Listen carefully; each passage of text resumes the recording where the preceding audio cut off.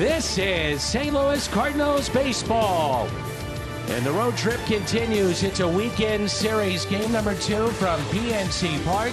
It's the St. Louis Cardinals and the Pittsburgh Pirates.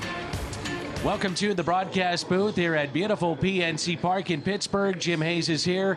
That's Jim Edmonds. I'm Dan McLaughlin. And we get another Major League debut here tonight. Last night it was second baseman Nolan Gorman, and tonight is good buddy Matthew Liberatore. This should be fun. Yeah, can you believe these guys have been friends forever? But Matthew Liberatore coming up. Big-time left-hander, big prospect, big curveball. Got a nice fastball to go along with it. You can see the numbers this year in AAA. Long-awaited debut of Matthew Liberatore. The Kia player profile. So Liberatore getting the start. We've seen him at Major League Camp the last couple of years at spring training. He's got the big 12-6. He's got a good fastball, mixing in the changeup. And oh yeah, his buddy will be in the dugout watching him. And that is Nolan Gorman. So we're talking about two of the top prospects in the Cardinals system and making their debut on this road trip here in Pittsburgh. From the youth to a legend. And that is Albert Pujols. He's in the lineup tonight. Quintana, the lefty, going for Pittsburgh. Liberatore for St. Louis. Baseball coming up. Is brought to you by Budweiser. This Bud's for you. By Chevrolet, the #1 selling brand in the St. Louis area. Find yours at your Mid-America Chevy dealer. And brought to you by Car Shield. Car Shield, cars go farther. Three Rivers in Pittsburgh, Monongahela, the Allegheny, and the Ohio. And the Monongahela and the Allegheny meet in Pittsburgh to form the Ohio. And there's your Three Rivers, and on the banks of the Allegheny, we're at PNC Park. And with Jim Hayes, Jim Edmonds, I'm Dan McLaughlin, and it's Cardinals baseball tonight on Valley Sports. I'm impressed with your Three Rivers knowledge, even though it's very wide open for everyone to get. Oh, and one of the best views of any ballpark is right here. This is incredible. It really is. Tommy Edman at the top of the St. Louis lineup, then Goldie, Arenado, and Pujols. Yepez, Carlson, Molina, Sosa, Dickerson. Late scratch was Harrison Bader. And Jose Quintana, the lefty, will get the start for the Pittsburgh Pirates tonight.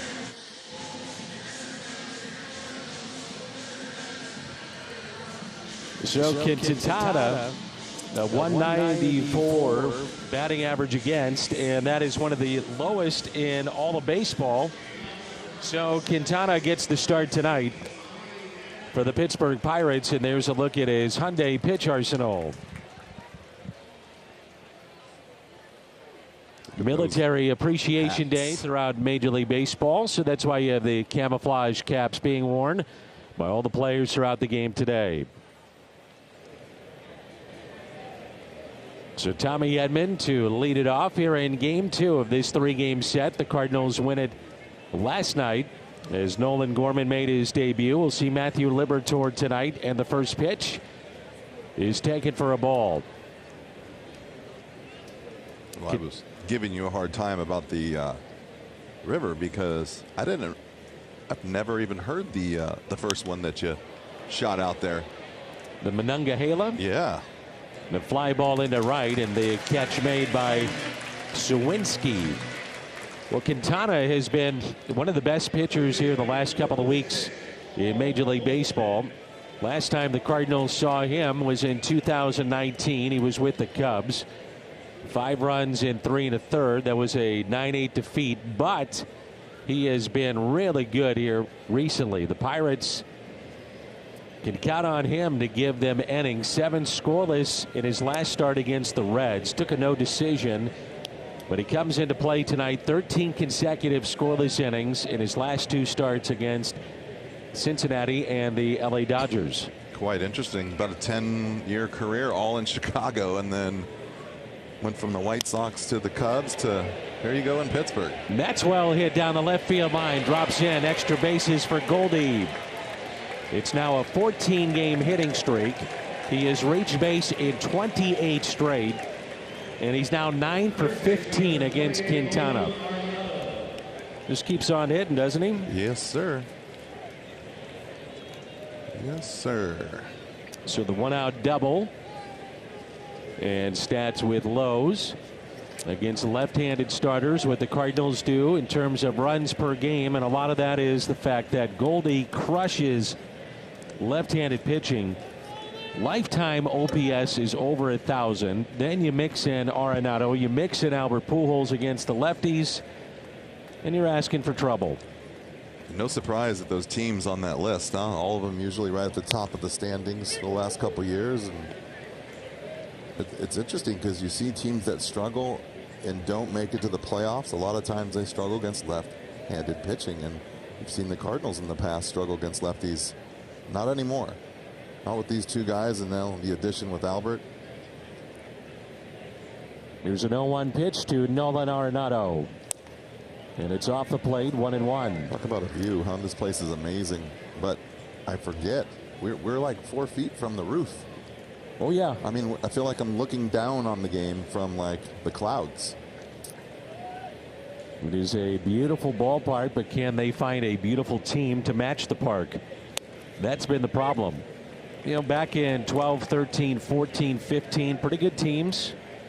Some of the young draft choices eventually panned out. You had Andrew McCutchen, who won an MVP. That's our view right there. But they had Garrett Cole and some good pitching.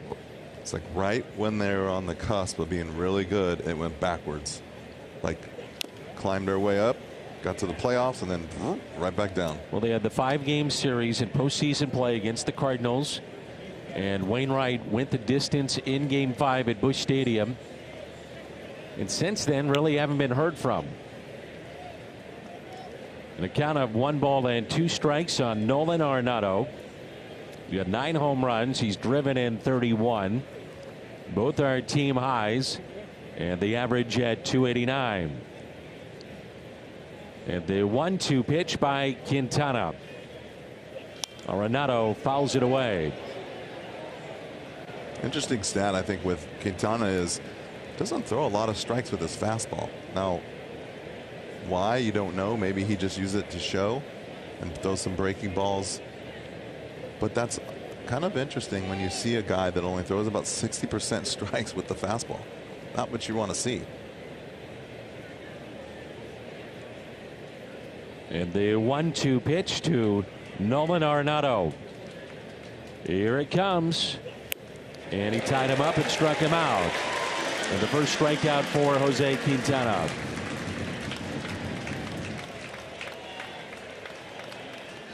Dobbs Tire and Auto Centers around the horn. Gamble, Reynolds, Sawinski, Hayes, Castro, Castillo, Chavis on the infield, and Michael Perez, you see pictured there behind the plate. And the designated hitter tonight, Albert Pujols, playing in game number 2,992, which ties him now with Willie Mays in games played in Major League history. Massive numbers in his career in this ballpark. 30 home runs, a .376 average, and an on-base percentage of .451 here at PNC. I was thinking when I came to work today that he's going to be in the lineup just for the numbers. Imagine if he had stayed in this league, what kind of damage he would have been doing at this ballpark. And the 0-1 hit sharply to short. Castro up with it, and he makes the play. Cardinals strand a runner. That's Goldie. And a Major League debut coming up for Matthew Liberatore. Happening in the books, and there's no score. Part of the Randy Arozarena deal that sent Arozarena to Tampa Bay and Liberatore back to St. Louis. And making his debut, Matthew Liberatore. First Cardinal pitcher since Alan Bennis to be a debut against the Pirates. And the last lefty to do that was Ray Sadecki in 1960. And his first pitch is taken for a ball by Ke'Bryan Hayes.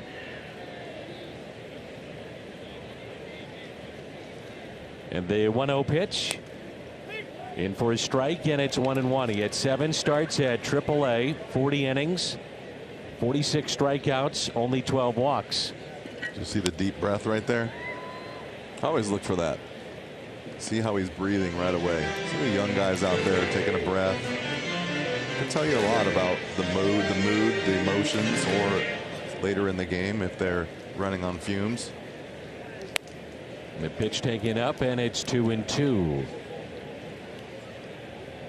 Told you the story about a guy named Paul Swingle came in to pitch. We just got called up together and came in to pitch with the bases loaded in Tiger Stadium.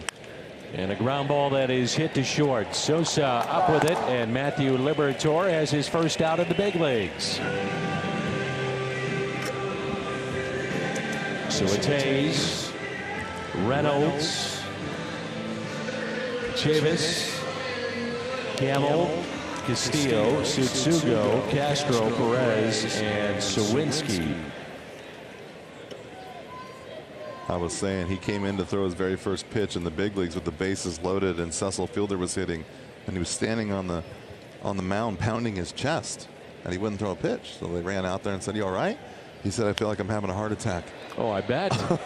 It's popped up right side, playable, and the catch made by Goldschmidt. And Reynolds retired, and Liberatore's gotten the first 2. I was talking to Nolan Gorman today, his longtime buddy, childhood friend, and I said, "Were you nervous last night?" And he said, "Dan, to be honest with you, I was nervous walking from the hotel lobby to the bus." He said, "I started to actually shake a little bit."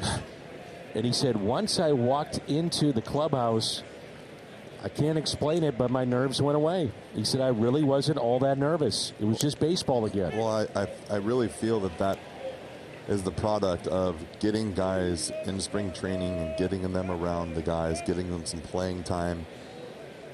I think that's huge. I think it makes them a little bit more comfortable, especially the worst part about coming up, especially or even get traded, is just not knowing anyone. Being around random people and seeing how things work every day. And if you don't have anyone you can rely on to help you get through the day, especially the first hour or so, you'd be lost out there. And so I think that helps a lot.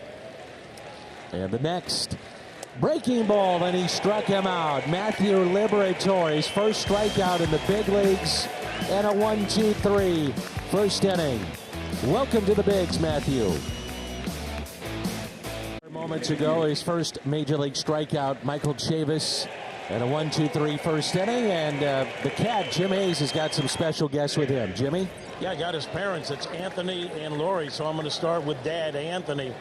Your kid goes 1-2-3 in the first inning of his big league debut. How are the nerves? I didn't feel too nervous. I was excited and just anxious for him to get his first couple outs and get the first inning under his belt. And he did that, and I couldn't have asked for more. Tell me about Matthew and what he's like. As I saw him down in the clubhouse, he seemed pretty calm. I think he's super calm. I think his pitching coach said it perfect, that he's cool as a cucumber, and it's like he's pitching another game, any game. Yeah, guys that are starting, that are veterans, don't usually talk in the clubhouse before a start. He seemed pretty relaxed. So he told me that he found out he was getting the call up and had to sit on it. They told him not to tell anyone for 24, 48 hours, something like that. He didn't even tell Nolan Gorman. Did he let you guys know? He did. I think the instructions were that he was not supposed to, but he knew that he was talking to a vault when he told me, and it wouldn't go anywhere. And I don't think he could hold that in. But we promised him that Mom was the word, and we kept that promise. It's kind of like a Hollywood story between Nolan and Matthew, playing together. Coach pitched since they were 5. Nolan's dad, you were coaching both of them. What's it like for them? I know you're close with the Gormans too. What's it like for them to do this together, getting the call up? It's just been their dream come true, and it's been amazing. It really has. It's been so much fun, and it's been so great to be so close with them. And I feel like Nolan's my son, so I'm like, it's just beautiful. It's a wonderful feeling. All right, last thing, I'm going to let you guys get back to watching the game. So, Dad, you were his coach. Any last-minute advice before making his Major League debut? It's the same advice I give him before every game, and that is I just say, be great today, buddy. and that's it. Hopefully we'll see that. He's off to a great start. Guys, good luck. Thank you. Danny, we send it back to you. I love that. That is such good stuff. And again, Matthew's dad, Anthony, mom, Lauren, and I know Norland Gorman's parents here, Brian, his dad, and they were the coaches for those two growing all the way up to getting drafted at a high level and first-round picks. Matthew Liberatore was just 3 picks ahead of Nolan Gorman in the draft. That's incredible, and that's an incredible story. I had a friend like that I grew up with, and he made it to Double-A, and I thought how special that was. I played with him a couple years coming up through the minor leagues. We were inseparable. Can you? I just can't even imagine being with one of your best friends in the world, sitting here in a big league clubhouse, playing on the same field at the same time. And so Yepes draws a leadoff walk here in the second, and the batter will be Dylan Carlson. His average is now up to 243. I mentioned this to Nolan Gorman. I just asked him, I said, how much have you guys actually faced each other, having been on the same team so much? And he said during the 2020 satellite camp, you would see each other a lot, have to face each other. As the top prospects gathered in Springfield, I said, did you laugh a little bit when you had to face your good buddy? He said the first time we did, and he said then after that it was all business. We're trying to get better, and it's just been amazing how things have worked out to where we could be roommates at the satellite camp, in spring training, at AAA. Yeah, it's unheard of. It is. Cool stuff. Carlson 6 for his last 13. Hitting a cool 333 in the last 7 games. All kinds of room on the right side of the infield. And a swing and a miss. Yadier Molina on deck. The Pirates come in at 16-22. When the Cardinals, with the win last night, are now 21-18. And playing in game number 40 of this regular season. Up the middle and a base hit. Yepes will stop at second base, and the first 2 have reached here in the top of the second. I thought it was interesting watching last night with Gorman's first base hit. They had him played with the shift, and he hit it right between the shortstop and the second baseman perfectly. I thought it was so important for Nolan to get a ground ball initially in the game and just, kind of take a little bit of the pressure off. Yeah, that's big. Well, Yadi is hit safely in 13 of his last 16, and in doing so, his average has jumped from 138 to 250. And he said it would take him a little bit to get his timing back, and that has certainly happened now. Runners at first and second. And Molina, a swing, and pops it foul and out of play. Yeah, you can see him creeping up the average board every time he goes out there a little bit better. Over the last month, he's in the 250s, hitting 250, then 300, now 350 in the last 7 games. Like you were talking about, it's, get your feet underneath you, and it takes a little bit of time. Don't peak too early. And the 0-1 pitch. Good fastball up. And it's 0-2.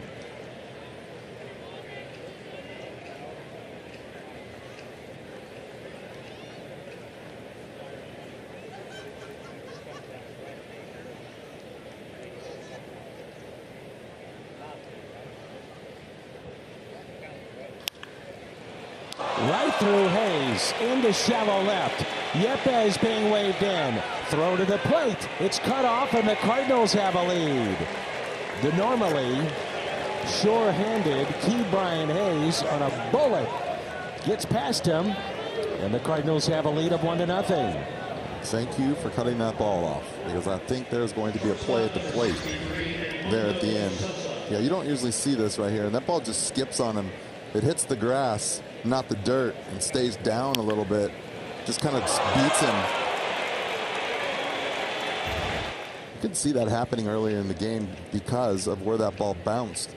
They're watering the dirt on the infield, 20 minutes, 15 minutes before game starts. Well, that grass gets wet right around the dirt on the infield especially, and that ball hits in the last 10 feet of the grass, it's going to skip because the grass could still be wet. And now it is Edmundo Sosa. He looks at a strike. And that'll be error number 6 on Ke'Bryan Hayes. And Yep has no hesitation whatsoever as he was sent home by Pop Warner. Yeah, that was a big error right there for them. And that's a base hit into left field off the bat of Sosa. Racing in Carlson. Throw cut off, and it's 2-0 Cardinals. Edmundo Sosa drives in his second of 2022, and it's a 2-0 St. Louis lead. Just giving big league teams extra outs, extra base runners. See right there, went from a double play, probably have a guy on base with 2 outs, and now all of a sudden you got 2 guys on, nobody out, and a run across the plate. So like I said, that's a big error right there. That's a key moment in that inning. Basically double play ball written all over it. The batter will be Corey Dickerson. Mentioned that Bader was a late scratch, felt a little lightheaded after batting practice, so taken out of the lineup, and Dickerson is in. Hitting 185 with no home runs and has driven in 7. The lefties are just 1 for 20 this year against Quintana. And the first pitch taken for a ball inside. But Dickerson, pretty good numbers against this lefty. 6 for 16 with a double and a home run.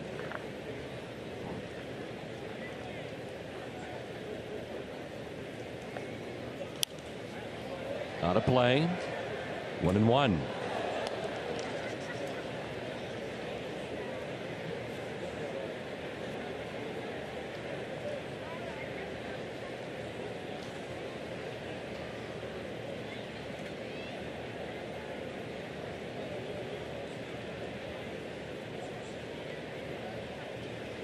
And the 1-1 pitch to Dickerson. Fly ball into shallow left center. And that'll be Reynolds with the catch. Runner stay put, and the first out here in the top of the second. This Armed Forces Day. Baseball salutes all active duty veterans and their families for service to our country. MLBcommunity.org to learn more about how you can help serve those who serve us. Jimmy, when I hear my voice echo like that, not only is it a bit distracting to try to get through it, but I feel like I'm a PA announcer. That's kind of what it sounds like. And now batting. batting. Number batting, 15, batting. teen. Like the old Yankee Stadium right there. Jim Edmonds. Like the old Yankee Stadium back in the day. Oh, yeah. We'll get it figured out.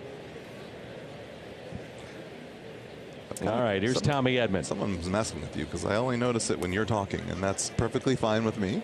Oh, I'd love to see you get through it. No. That'd be fun. I was more worried about the helicopter that looked like it was flying right into our booth when you were talking. Well, you know, things happen. There's a lot of moving parts on a telecast. Yes, there is. You know, just got to hang with them, man. There's a 2-0 pitch to Tommy Edman, top of the lineup. And he looks at a strike, and it's 2-1. Mark Wegner is the home plate umpire. Quinn Wolcott is at first. Chad Whitson at second, and Ryan Wills down at third. But Tommy has been very good with runners in scoring position. 11 for 32. And he chops it. Then it'll roll foul. And it's now 2-2. So the inning started with Yepes a walk and a borderline pitch. It went his way. Carlson, the base hit to center. Molina, a hard hit ball that went through Ke'Bryan Hayes. Would have been a double play for sure. And instead a run would score. Sosa, the base hit to left field. That brought in Dylan Carlson. Dickerson, a fly out to center. And now 2-2 on Tommy Edman with runners at first and second. Big gap in left center.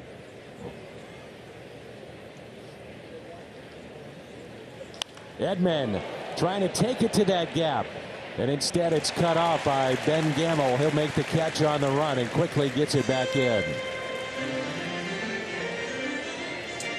Last error for Gamble was back on April 28th of 2019.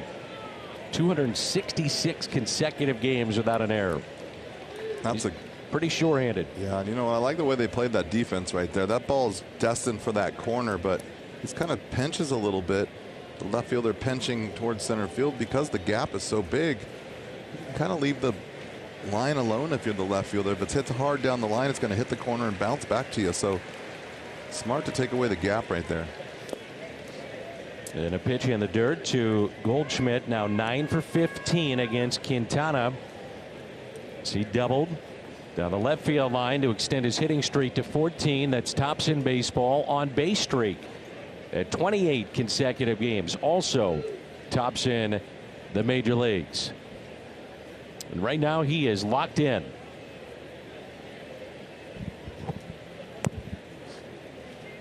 Basically, it's been a month. So since April 22nd, and it's May 21st tonight, leads baseball in hits and batting average, second in on base percentage.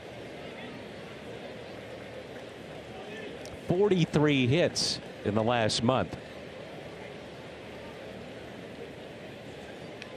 This is where this lineup can be a bit unforgiving. You're 2-0 on Goldie and a guy that's got your number, and then on deck you got Nolan Arenado. Then number 5. You know, you look over there and see these guys lurking.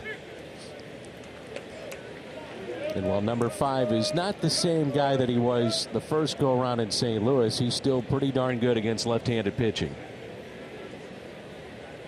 Goldie against the lefties is hitting .480 this year, 5 doubles, 2 home runs. The 2-1. 2-2. Talked about his last month, Danny. In the last 7 days alone, 13 for 27. That is .480. I mean, that is hot. It's locked in, man.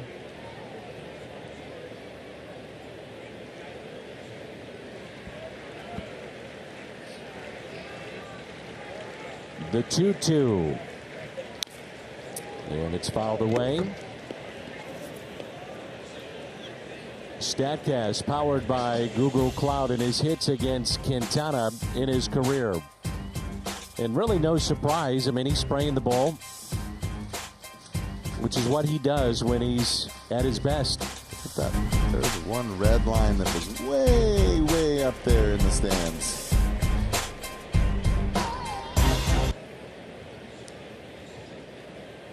It's another 2-2 pitch to the Cardinal first baseman.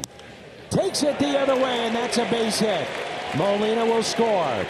Racing to third, it's Sosa. Bring him on in. Relay to the plate, there's no throw, and Goldie drives in a pair. And it's 4-0 St. Louis. And he's 2 for 2 tonight with a pair of doubles. 4-0 Cardinals here at the top of the second.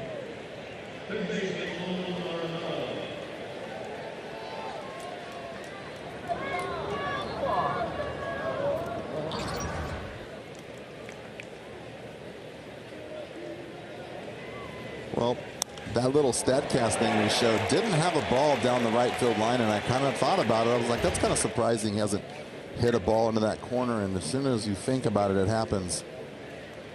Crazy how this game works, but I think that was a poor job by the infield of the Pirates not to turn and try to throw the ball to home plate. That's 3 balls that they've cut off and haven't done anything with out of the 4 runs that have scored. And you can see it's Chavis is playing first base tonight. I think it's typically a second baseman, but that kind of shocks me a little bit that he was more looking at the throw coming from the outfielder and didn't turn around to see where the runners were. And that's That's something you got to be on top of. You have to be the eyes and ears of the guy catching the ball and let him know where to throw it. And you could see right away, he just kind of turned and looked. And you catch that ball and turns and throws, you got another play at the plate. I thought all 3 out of the 4 runs could have been contested at the plate already tonight, and not one throw. And a 1-1 to Arenado. Gets underneath it. It's popped up left side. Castro, the shortstop, with the catch in shallow left. Goldie, his 16th multi-hit game already. 4-0. Field tonight. Round the horn presented by Dobbs. Dickerson in left, Yepes in right, Arenado, Sosa, Edman, Goldie on the infield, Molina behind the plate. And now Matthew Liberatore has been given a 4-run lead in his major league debut as we move to the home half of the second inning. This is Ben Gamble. Matthew had a 1-2-3 first inning in which he had his first major league strikeout.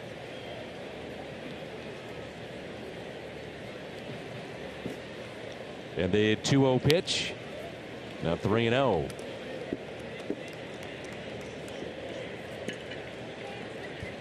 It's Gamble, then Castillo, and Tsutsugo, the designated hitter. 3-1.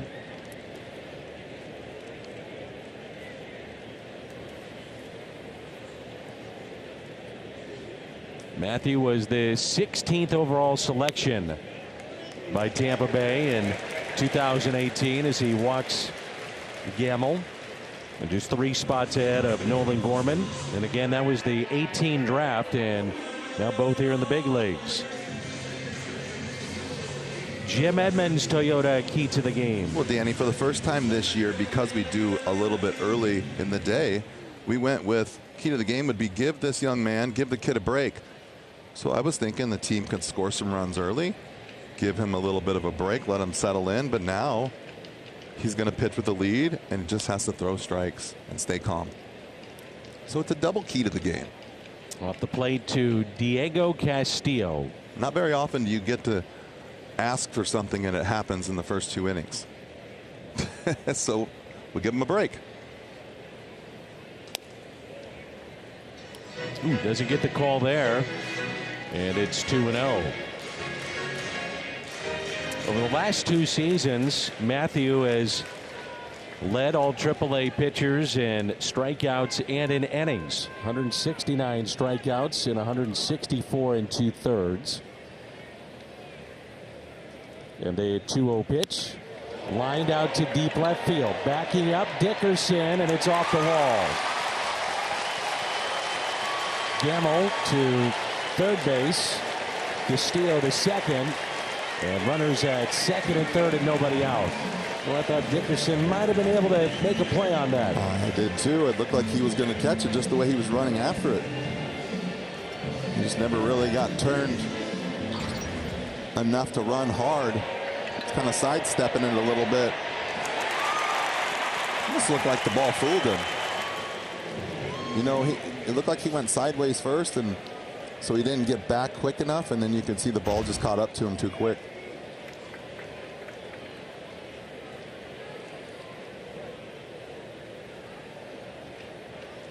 Well, Tsutsugo in there. He's batting 162 on the year. And just 179 against the lefties this season. Runners at second and third. And he pulls it foul down the right field line. Liberatore faced the Pirates AAA affiliate. That's Indianapolis once in his career. That was last year. Went 5 innings in that game. Some of those players are now in the major league lineup tonight for the Pirates. It gets away from Yachty and a run will score. So Gamble will score and the Pirates on the board to make it 4-1.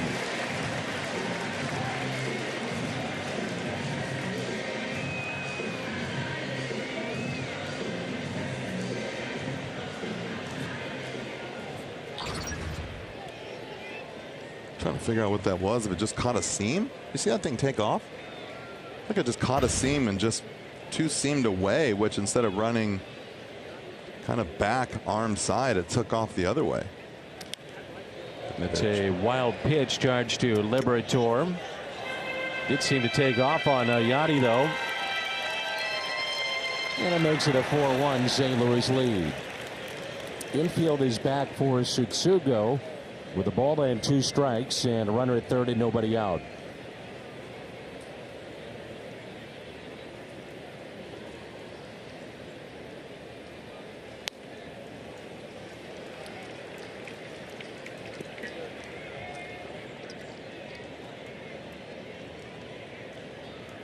Well, the Pirates have scored 126 runs this year, second fewest in all of baseball. Tsutsugo out to center. Past Carlson. And a one-hopper off the wall. And that'll cut the lead to 4-2. It's back-to-back doubles here for the Pirates. How he tried to get the ball inside right here, and he just threw it right down the middle. Nice piece of hitting, but pretty much do what you're supposed to do right here with the ball. You see, he just missed badly. Not only did he miss down the middle, he missed up.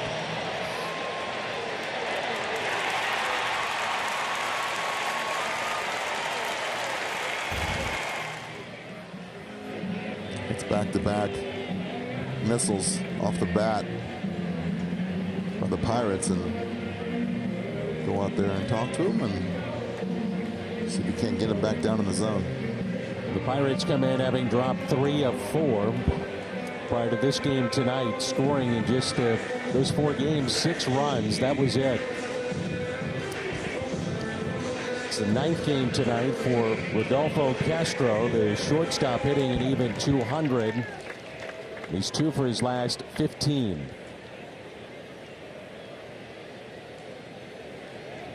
So walk and then back-to-back doubles for Pittsburgh.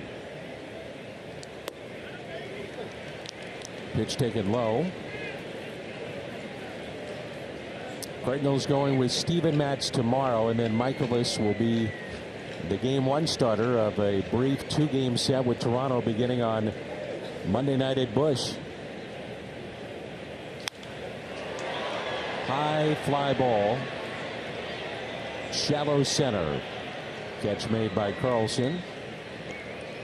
And the first out. That's another one right there. He tried to go in. He put it right down the middle. He's lucky he got that one back. Really got to get the ball inside in the big leagues. And that's one of the things, you know, the difference on both sides of the ball. It's pitching and hitting. Guys are going to make you pay for your mistakes, and guys are going to make their pitches when they're supposed to. And just got to be careful, especially when you try to go in, that you don't leave it down the middle. You'd rather see him go away and miss away than go in and miss over the plate.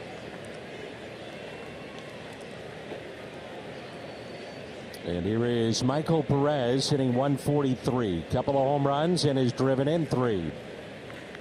At the first pitch, taken for a ball. Runner at second, Tsutsugo. Cardinals with a shift on the right side of the infield.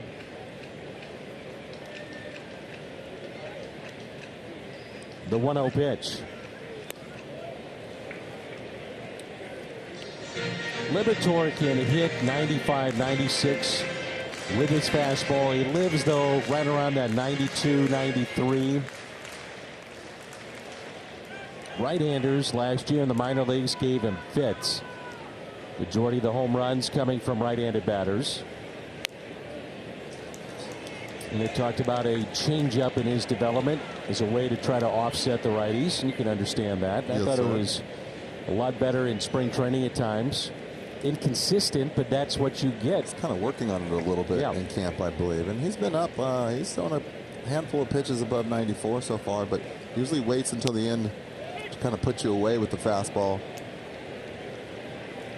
And that's when the velocity jumps. But you're dead on, Danny. Pitching right around 92, 93. Just got to, like I said, just got to get the ball down. Big guy, 6'4". Very good curveball. He's had that from the get-go. And the 3-1. Carlson going back, and making the catch near the wall. And Tsutsugo not tagging up, and he's still standing at second base. Well, it's another pitch up in the zone, middle. May not. He's got to be at third, doesn't he? Well, I would think so, but they teach you to not to tag with one out, because if you gill halfway and the ball drops, you have to score. But I think he should have worked his way back there just in case. That's just by the book right there, but sometimes common sense has to prevail. And, you know, you're taught to not tag with one out and go halfway just because the chances of you scoring on a base hit with 2 outs are more highly likely than, say, 1 out. But like I said, common sense has to sometimes take over there. But the problem is everyone gets worried if that ball hits off the wall. I still think you can score from where he was. And he had time to go back a couple of steps and then tag. He just was a little too far in both directions. It's a record-setting inning for Dylan Carlson. 3 I like outs. those innings. It's 4-2. Tyler O'Neill placed on the 10-day IL, the BJC injury report. Right shoulder impingement. And so O'Neill on that 10-day IL. So position players, it can be 10. The pitchers, it's 15 to stop the manipulation of rosters, which we saw the last couple of years.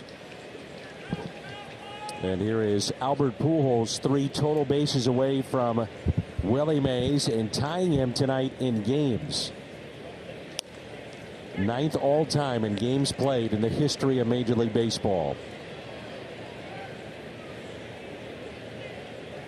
Amazing that would be when you hang it up at the end of your career and you're basically in the top 10 in almost every single category, including playing games and scoring. I mean, you know what I mean? Not just hits, homers, whatever, but everything. Double plays it into. Maybe He's not number that 1 on that list. I didn't really like that one because I was the one hitting behind him those years. So I would lead off after that was over with. Well, here's the deal. It was either he cleaned him up or, you know, it was hit into a double play. He was going to take him away from me one way or the other. That's right. Here's a 1-1 pitch. It was not only yourself and Scott Rowland and Albert, the MB3s, but everybody seemed to come alive at this ballpark at that time period for the Cardinals. You guys dominated the Pirates. It was a team that was down. You guys are very good, obviously, but big numbers for yourself, Albert, some others that chipped in, and just there was win series. There was a time here right after I got done playing, and Albert was now in the American League, where I think he was the leader in home runs hit at this ballpark, including home players for a while. And then obviously they got some guys that stayed around a little bit longer and now have passed him. But that's pretty incredible when you're a visitor and you're in the top of the home runs at a ballpark. And the 3-2. Old foul. Ballpark opened in 2001. Built adjacent to Three Rivers Stadium. Prior to Three Rivers, you had Forbes Field. From 1909 until 1970, Three Rivers from 70 to 2001. As we sit on the north shore of Pittsburgh along the Allegheny. I got to play in that old stadium one time. It was pretty cool. Strikeout of Pujols at number 2 tonight for Quintana. I think my era was pretty interesting because we got to play in a lot of the old ballparks and and then the new ones at the same time. Pretty good breaking ball right there off the plate a little bit. Never came back, just went down. Well, you had the cookie cutters. You had in Philly, you had Pittsburgh, you had in St. Louis. Cincinnati. Yep. Got to play in all those. One I didn't get to play in was Old Arlington. And then what was the other one? The old Cleveland. Their ballpark had something like 400 or 500 sellouts in a row once they Cleveland? moved in. Oh, Yep. yes. That was pretty cool. That's a good place. Crazy number.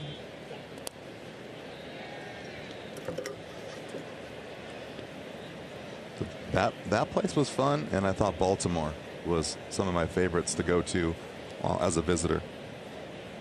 And for Just like the fans, too. ballpark. Fans love I going just there, think too. They're great ballparks.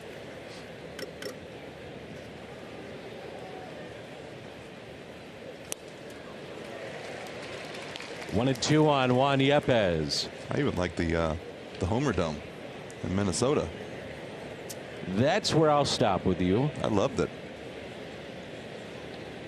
Should see the ball fly in that park. That's why. The strikeout of Yepez. Best coverage in the game. Check out the T-Mobile coverage cam. You like the baggy in right field? I Come like on. the hit. What's wrong with you, ball game? You remember when they put those big posters up in right field? Oh, yeah. Kirby Puckett and Herbeck and them. I hit Kirby Puckett right in the chest one day. Way up there. It was awesome. That place was so cool to hit.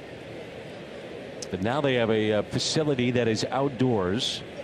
And it's a beautiful ballpark, but man, is it cold early in the season. Couldn't even imagine.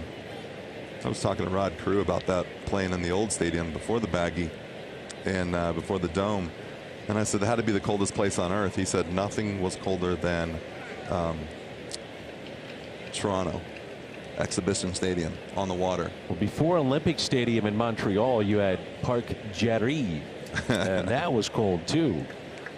But he said the water, off the water, the weather in old Exhibition Stadium, stadium was the most ridiculous cold weather he's ever played in. I bet. I said, oh, you're just used to Minnesota. That's why it's home for you.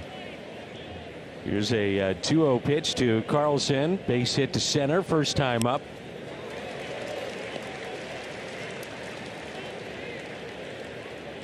This ballpark was built in under 24 months. They really believe it saved baseball. In this city? Yeah. I can imagine. There was hardly anyone at the old stadium. That's a great crowd tonight. I'm surprised. Crowd is very good. Now, there's a lot of red in the seats. My understanding is Cardinals have traveled well for this weekend series. The fans have. We always see fans here. We always say if you have the chance to come here, check it out. It's a great ballpark. On the water, beautiful view. Fun place to be.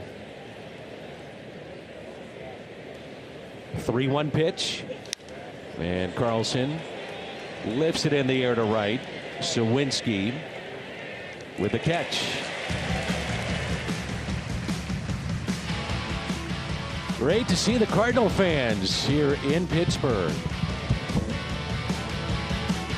The next Cardinals insider, you can follow Steven Matz at his wife's concert. Ozzy teaches us how to turn two and learn more about Matthew Liberatore. All that and more on the Cardinals Insider tomorrow at noon on Bally Sports Midwest.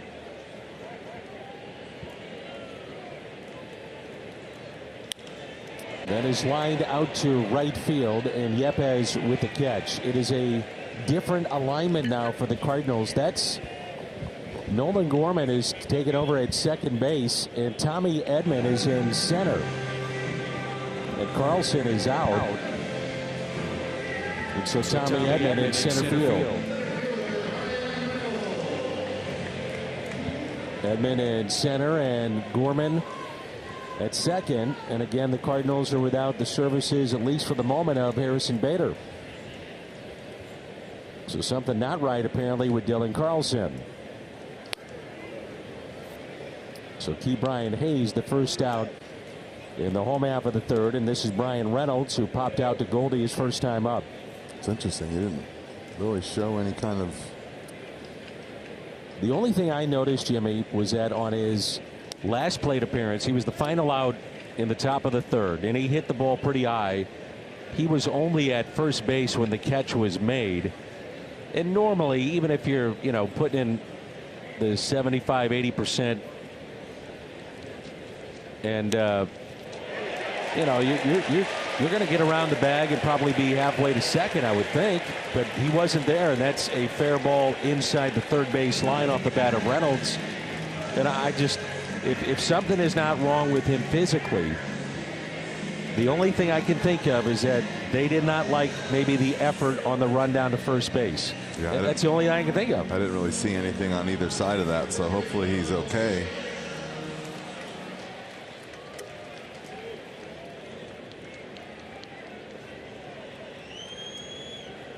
So 1-out double, and Michael Chavis, who struck out swinging back in the first inning, and the only strikeout for Matthew Liberatore.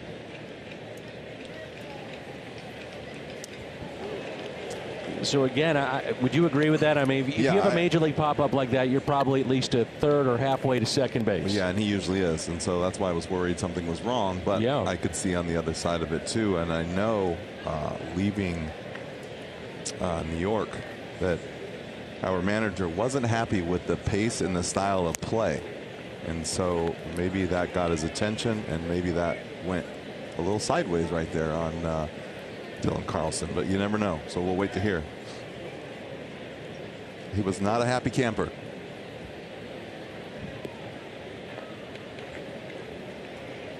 And it's a count of 1 ball and 1 strike on Chavis, with 1 out and a runner at second base.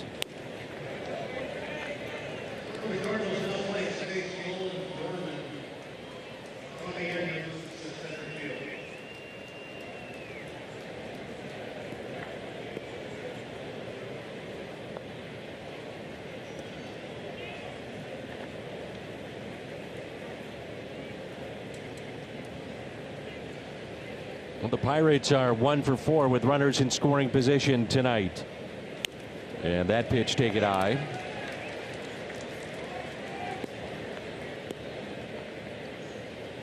Taking him out of center field hurts a little bit too. Now you have a right fielder who's not normally an outfielder, and a guy now in center field who is very capable of playing it is not an outfielder. And so communication could be an issue in the ongoing hours of this game.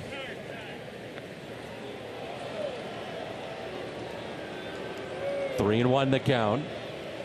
You're talking about Ollie, and there's been times I know he's been frustrated with perceived, I would say, I don't know if it's lack of effort, but just he wants to see a constant way to play the game. Well, it's like what we were talking about the other day. When the offense doesn't do what it does, what it's supposed to do, it makes the team look like they're in slow motion. You know, if you give up runs with the mound on the mound, that's going to happen. But Arenado charging, makes the play, and no throw back to third as Reynolds is in there safely, but a heck of a play there by Nolan.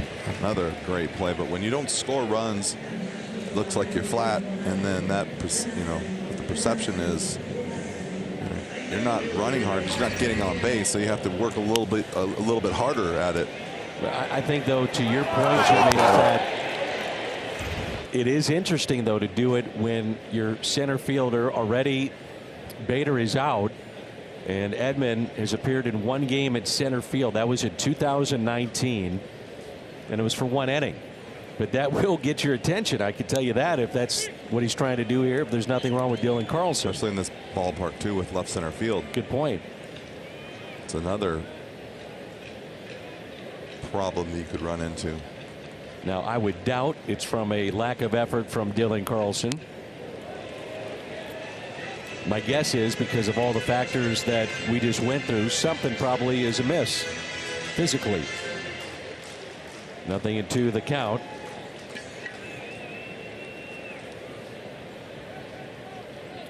And the next to Gamble just missed, and we just got word it is left hamstring tightness. So that's why Dylan wasn't halfway to second, and that's why he's out of the game. Yeah, and it's part of traveling too. You can have those issues when you're moving around hotel to hotel, plane flights, dehydration, all that can settle in, especially now that it's hot. It's hard to take care of yourself some days. You just don't think about it being an athlete.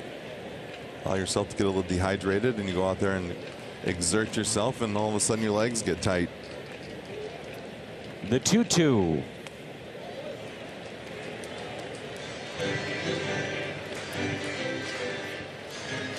Pitch count at 45 for Matthew Liberatore in his major league debut.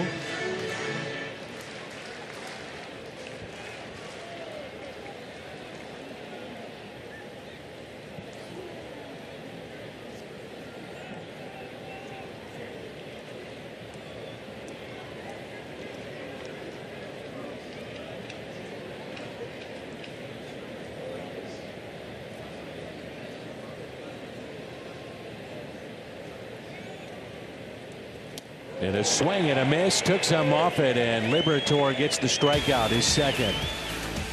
Pirates strand their second, and it's 4-2.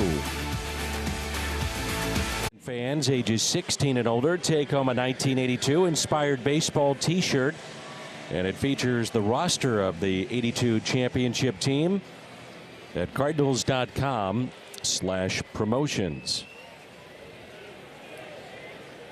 Cardinals with Molina, Sosa, and Dickerson leading 4-2 here in the top half of the fourth. Jimmy, I saw there's rain coming in tomorrow. Wouldn't be a weekend series without rain in Pittsburgh, would it? You got it. And Yachty hits one out to center. Well hit and caught. Reynolds there to make the catch.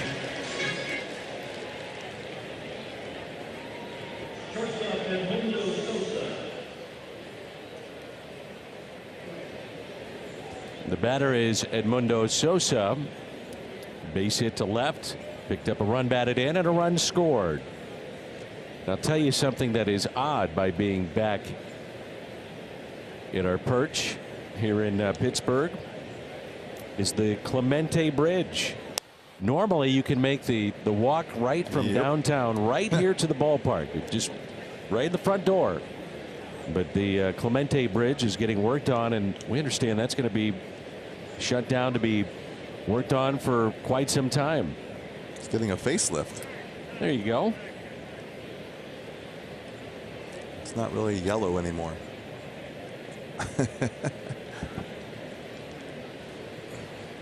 It's a 2-year rehab project for the bridge.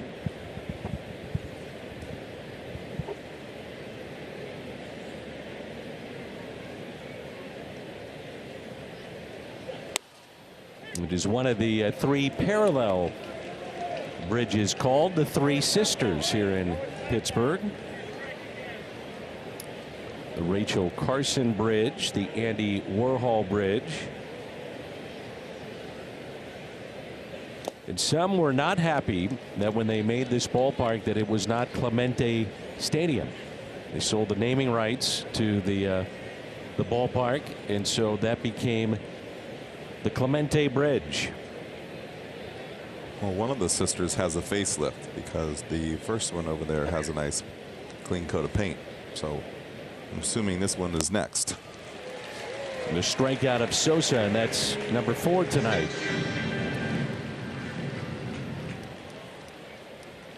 Well, we have a moment. Quick word from Great Southern Bank.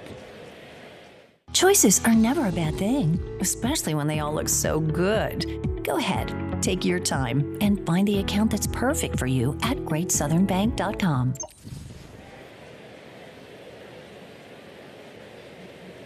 Shift on the right side for Corey Dickerson. Fly to center. And hits it the other way. Fair. Off the end of the bat, it looked like. And Dickerson trotting into second base, standing up with a double. A 2-out double for Corey Dickerson, and he's 1 for 2 tonight.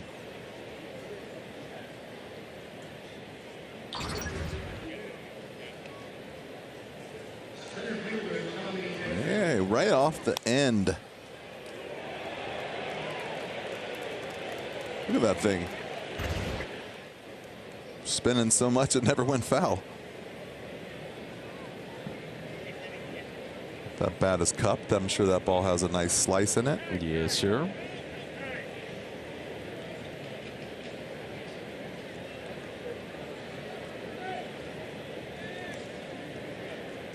When Edman goes after the first pitch, he's doing damage. 579, 11 for 19 on the first pitch. Let's see what he does here. Went after it, and a foul ball for strike 1. The versatile Tommy Edman, second, short, now in center.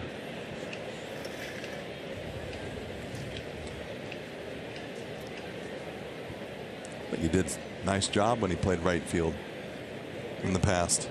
Very much so. Did the 0-1 pitch to Tommy Edman.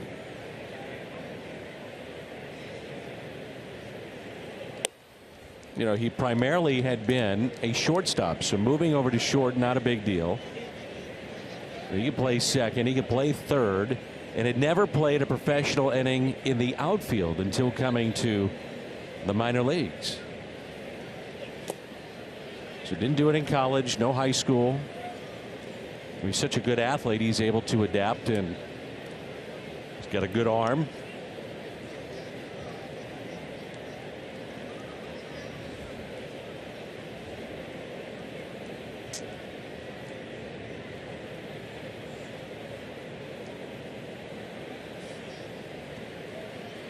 The 2-1 off the plate.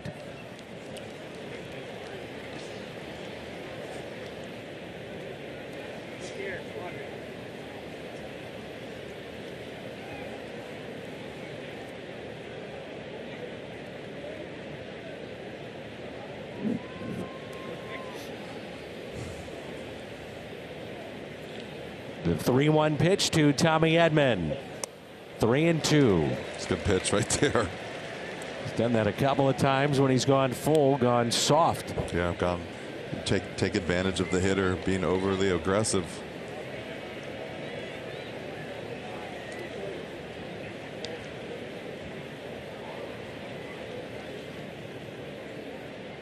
And the 3-2. Edman hits it down the right field line and out of play. Paul Goldschmidt is at the on-deck circle, 2 for 2 tonight. Tommy is fly to right, lined out to left. Cardinals have out-hit the Pirates 5-3 thus far and lead it 4-2. Dwayne Underwood Jr. begins to get loose for Pittsburgh in their pen. Pitch number 73 from Quintana. And Edman still alive.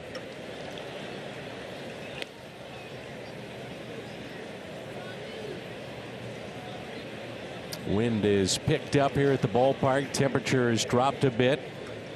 So not only rain in the forecast for tomorrow, but maybe a little rain coming later tonight. I believe it's coming in. Hopefully we get this in and gone before that happens. And yeah, the wind is picked up, and I think that if that wind was blowing like it is now, Yachty's ball might be a homer. 3-2, base hit into right. Here comes Dickerson. Tommy Edman again with 2 outs and runners in scoring position, comes through to make it 5-2 St. Louis. Nice job, beat the shift a little bit. They had him played to pull.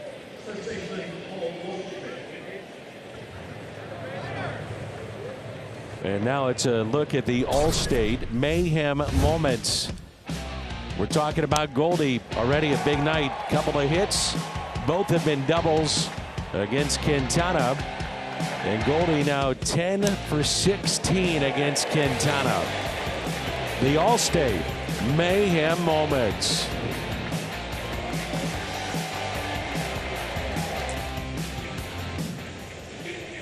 This would be interesting if you're Derek Shelton, the manager of the Pirates. You know that Goldie has got these numbers against your starter. You know, he's only at 74 pitches, but if you want to stay in the game, do you let him face? I'm talking about team stay in the game. Do you let him face Goldie, or do you say, look, I'll go to my bullpen. May cost me some innings out of my pen, but I got to do it.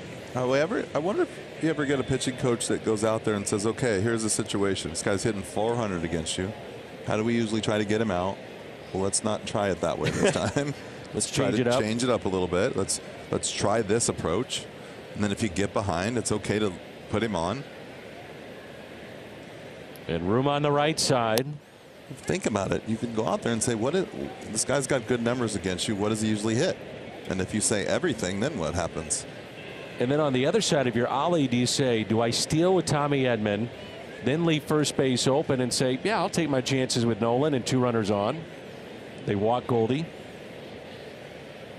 Tommy Edman with 9 stolen bases, not running, and it's 0-2. So those are the options on both sides, really. I would probably say in this ballpark that you don't run and let him hit, because this is a pretty good hitter's ballpark. Especially right field, right center where he goes mostly. And if he hits a gap, Tommy scores easy.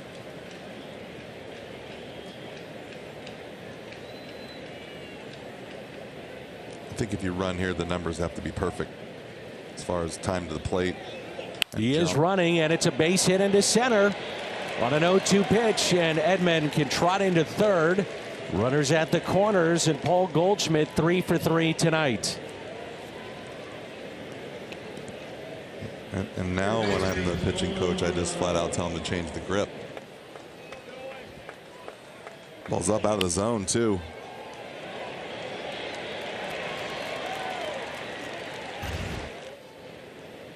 And that'll be it. So they're going to go to their pen.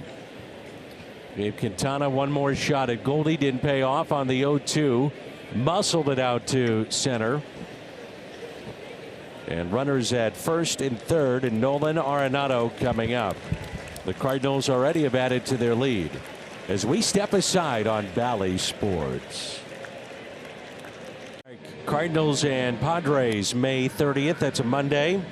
And 25,000 fans ages 21 and older take home a set of 4 cornhole bags. Thanks to Budweiser. That's at cardinals.com/promotions. The Pittsburgh starters have only 2 wins this year. 2-15 as Dwayne Underwood takes over a Chevy Colt to the pen. They are the only team since 1906 with fewer than 3 wins from its starters in the first 38 games of a season. So Underwood comes in the top of the 4th with 2 on, 2 outs. And the batter will be Nolan Arenado, who is 0 for 2. He is struck out, popped out to short. Seems like that would be hard to do after 3 weeks. I agree. Let alone 38 games.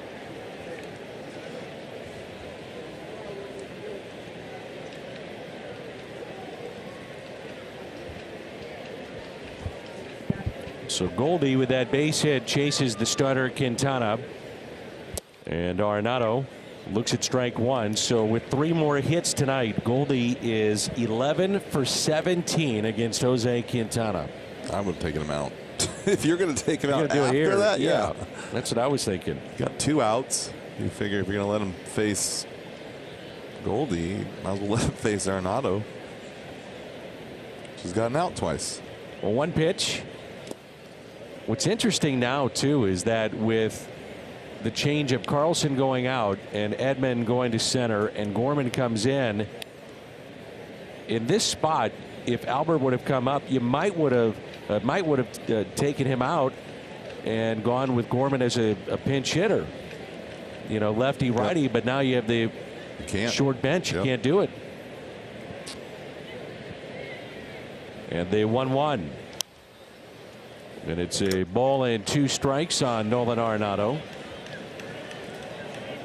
Shoulda, coulda, woulda, Jimmy. You got that right. Well, and that just goes to show you why maybe some of the starters don't have wins. There's a lot of factors that will come into that, and taking, not getting 5 innings clearly is the biggest one. 2 wins from their starters now. 2-15. 1-2 the count on Nolan Arenado. And the next ground ball left side, taken there by Hayes, and a force play and a throw to Castillo covering the bag at second. Cardinals pick up a run, and they lead this one midway through 4. Ball brought to you by Ford, the official car and truck of the Cardinals, and brought to you by Real Steel. Find yours at steeldealers.com.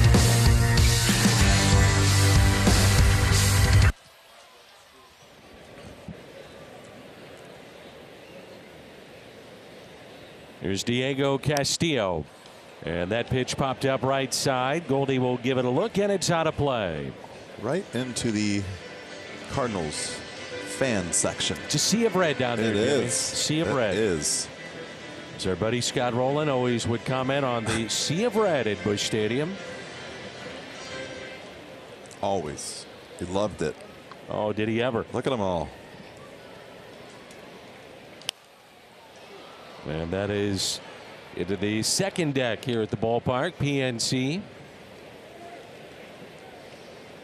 Castillo Tsutsugo, and Castro.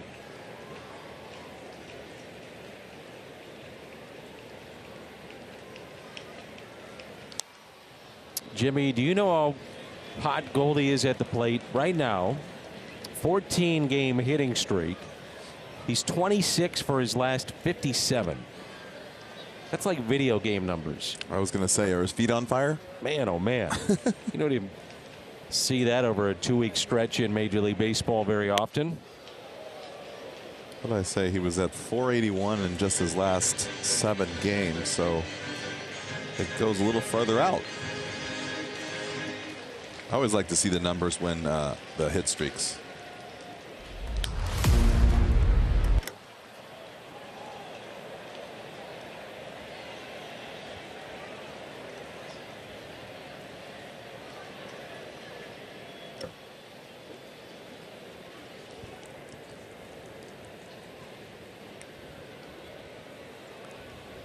And the 1-2 and a grounder taken there by Sosa, and he'll make the play to retire Castillo.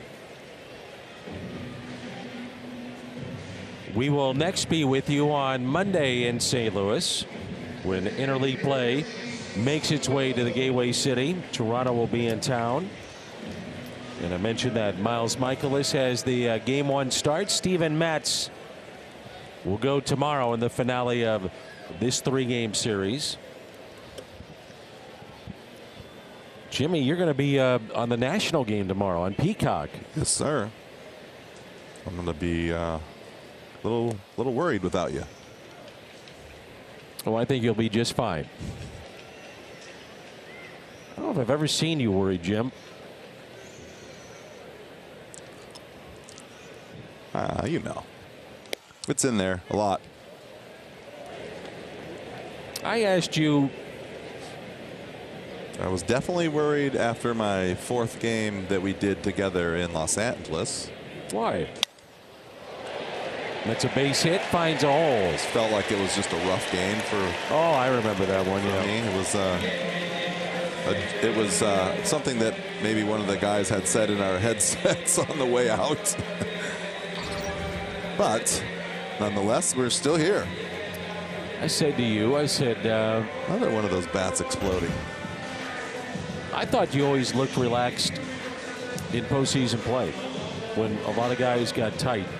And I mean that sincerely. You just able seem to play just try to figure out a way to focus a little bit more. Yeah, well, I feel like, during the course of the season, you can, anything can happen. You can be hurt, you can be stressful, you can, just anything, struggle. But I felt like I could focus on this 3-game series or 5-game series, and it's all I had to worry about. And so I kind of just cleared everything off the books and cleared my mind and really just went out there and tried to hyper focus those, on the task at hand. And I think if you were to try to do that for 162, you'd be exhausted. But I think, though, that some players, even at this level, and I bet you would agree, when the game and the season and that moment is on the line, they either want it hit to them or they want to be at the plate. They want to be on the mound. And some guys, if they're truthful, they don't. Yeah, I'm sure you've seen a lot of it. And I'm sure, to be honest with you, there's guys that are playing out there every day that don't want the ball hit to them. And they get through it. But, yeah, I mean, I just didn't really think it was anything different other than playing a big game. But it just the focus has to be changed. The year that the Cubs went to the playoffs when I was there in 08, I believe, I could see during game 1 that we were going to have our hands full with the Dodgers, and we didn't come close to winning 1 game. And it was because there was no one on that team that pulled the team together and put that focus on, we have to do it this way. It was, we won 103 games, let's just keep going. And it doesn't work that way. That's why you see a lot of the good teams lose in the playoffs, because other teams will pull it together and get tight and get a better game plan and really try to put that game plan in motion and say, this is what we're doing today. Don't worry about anything else. And then you do that the next day. And it's all about today, one day at a time. The 3-2 is fouled back. I think you see that in football sometimes. Sure. You see a team go out there and just tank in the Super Bowl. and you see a team that might be the underdog, and they just go and run their game plan and just keep it all together and run it a little bit more. I just think that there are certain players that welcome the moment. They want to be on the stage. It's fun, man. It's so much fun. So much electricity. So much riding on every pitch. That's hit out of play. Well, I don't want you to be nervous tomorrow working on that national telecast of Peacock. I will try not to be. All right. But I won't have you as my crutch. You just blame things on me when they go awry. It'll be the opposite. I'll be looking for you. Well, I'll be for a couple of innings over in the radio booth. Looking forward to that. John Rooney and Rick Horton, Mike Claiborne have invited me to come on over there for a couple of innings, and can't wait to do it. That's awesome. 6-4-3, the double play. You just want to keep an eye on me. I guarantee you that one. They're right next door. I'll keep my eye on you, ball game. 5-2. Chance to get discounted Cardinals tickets, 8 or more gallons of gas at a participating station using the My Phillips 66 app. Get up to 50% off Cardinals tickets. And for more information, visit phillips66gas.com/Cardinals. The Cardinals turned their 39th double play. Third most in baseball, behind Baltimore and Colorado. And it leads us to Albert Pujols. He is 0 for 2 tonight. And the first pitch taken for a ball. Dwayne Underwood Jr. was able to get the final out off the bat of Nolan Arenado. Into the top of the fourth, and the Cardinals lead 5-2. 2 balls and no strikes.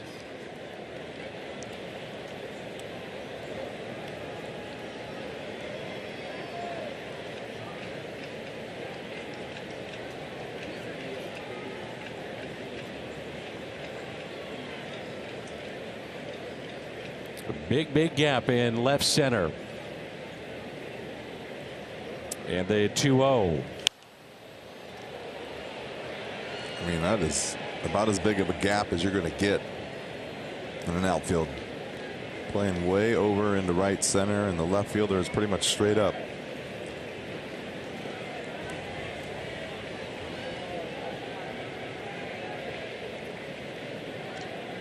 The 2-1 pitch. Changeup.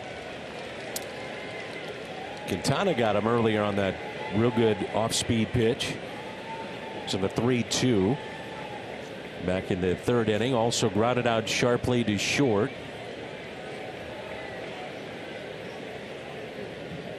And from 0-2 to a 2-2. Full count. It's a good take right there. That's the pitch that was giving him trouble early on. They're getting underneath his hands. He was chasing some fastballs inside.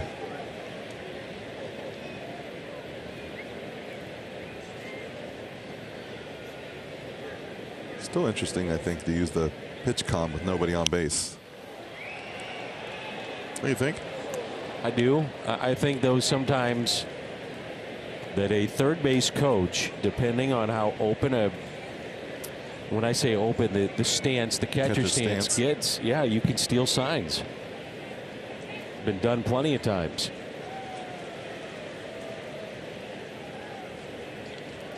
And the 3-2. Outside corner and a strikeout of Pujols. Caught him guessing right there. Chevy pitch tracks. Take a look. Probably guessing off speed right here or something. Kind of pitched him in a couple of pitches in a row, and it's funny, your eyesight kind of shifts from seeing the ball to kind of seeing an area. And you don't track the ball as well, and then you take pitches that you go back and say, how did I take that pitch, or why did I take that pitch?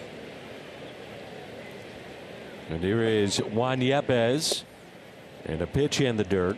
Walked and scored and struck out. 0 for 1 tonight. Every passing day you see him, just the way he carries himself, playing with confidence, a little flair to his game. Hitting .321 against the right-handers. That's been the interesting thing. Righties, lefties, he's hit them well. Yep. Off-speed pitches, fastballs. I mean, he's made the adjustment.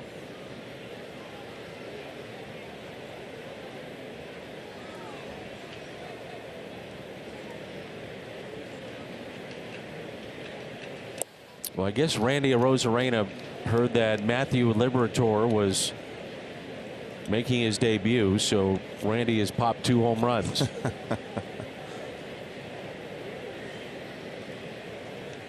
Fairly slow start for his season.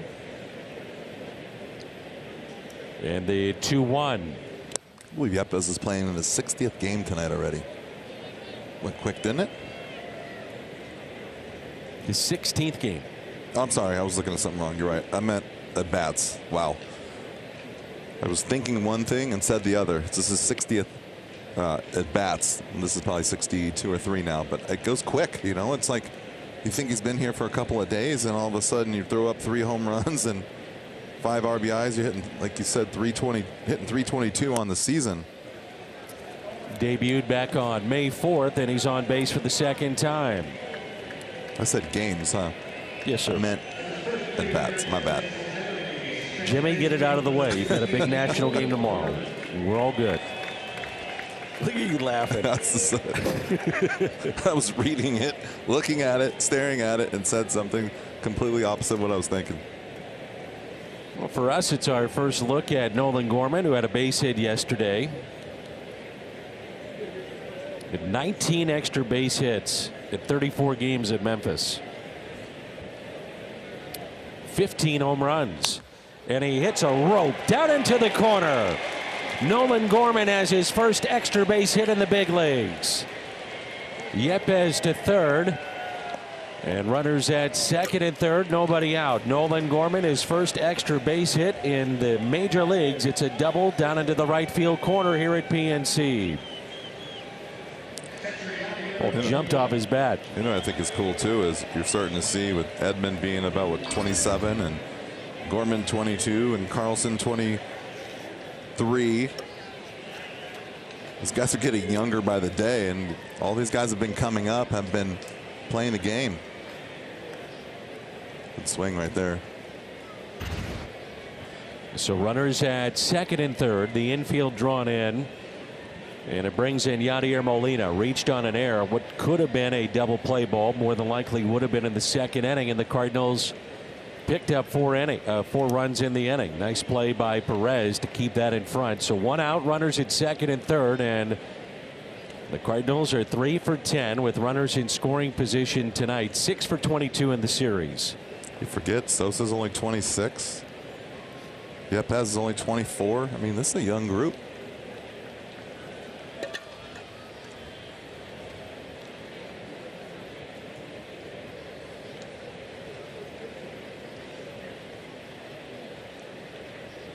Here's a 1-0. Yadi hits it to short. Play at the plate. And they'll tag out Yepes. He's out of the baseline.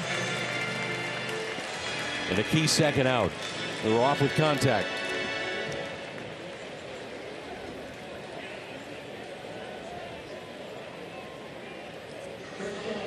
What's the worst play when you're a runner? You know the infield's in. You're going on contact. And he hits a 2-hopper right at the shortstop. It's almost like sometimes as a player you want to look at your coach and say, are you sure? You sure you want me to run on this? Pretty easy play there for Castro to go to Perez and apply the tag. Clearly banking that he's not going to hit a 2-hopper right at somebody. Yeah. And softly. And now it is Sosa. And Sosa hits it out of play down the right field line. It's an RBI base hit to left field. Struck out swinging back in the 4th inning. And he's 1 for 2.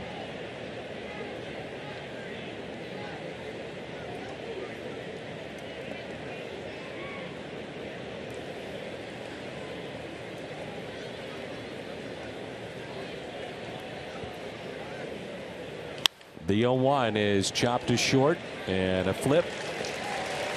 Castro to Castillo, and the Cardinals strand a pair. Midway through 5, and it's 5-2.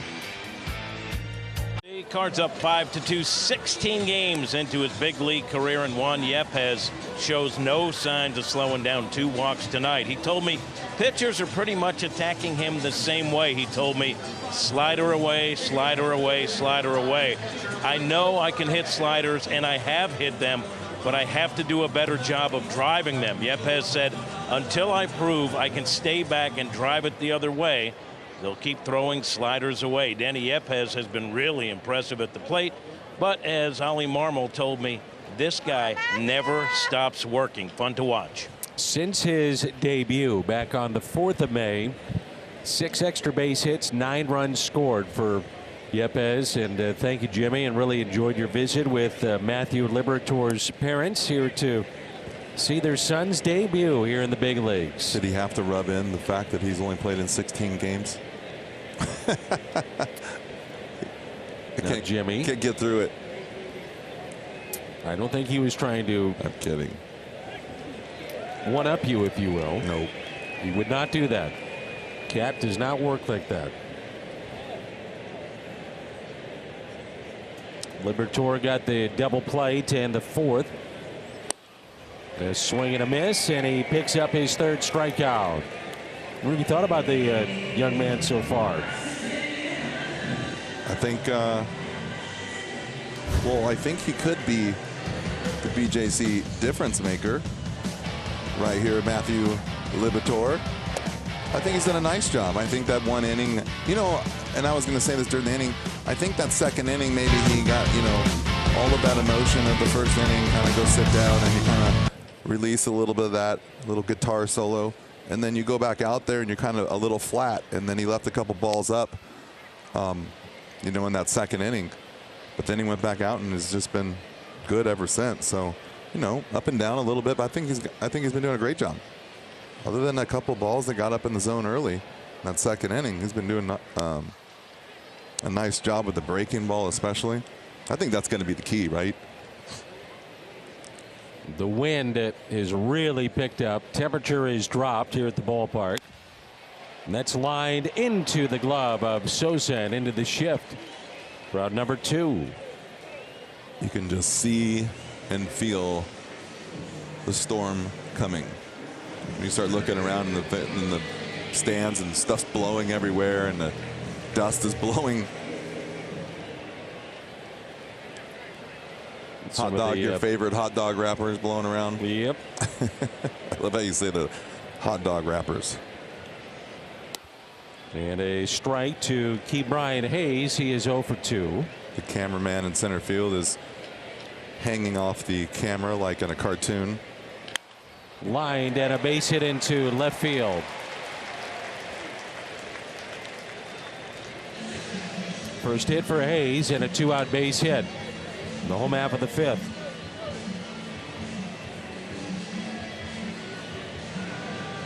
The switch hitter, Brian Reynolds, he is 1 for 2. He popped out to first, and a double hit down the left field line. And the dark, ominous clouds overhead here in Pittsburgh. It's got very windy. Feel it coming. A little cool air, like you said. Yeah. And the first pitch taken for a ball.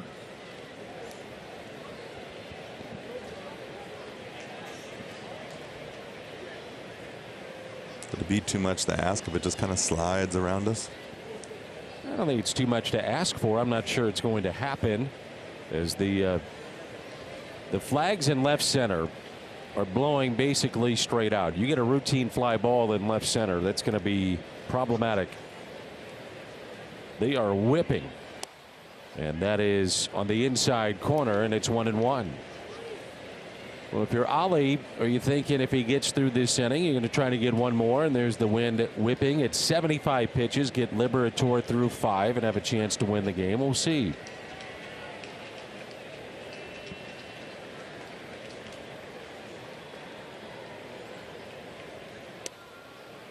Beautiful pitch, and it's 1-2.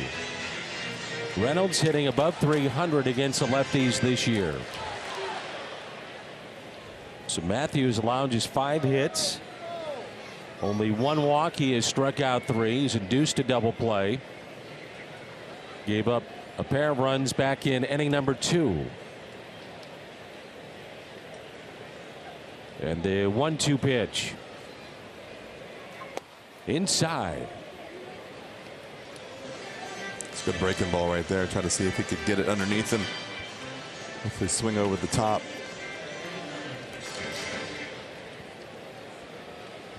Well, here's where you need to make a pitch, because in the big leagues you've just thrown 2 breaking balls back to back. And so you have to be thinking to yourself, hitters looking for a fastball. Do I throw 3 in a row, or can I make a good pitch?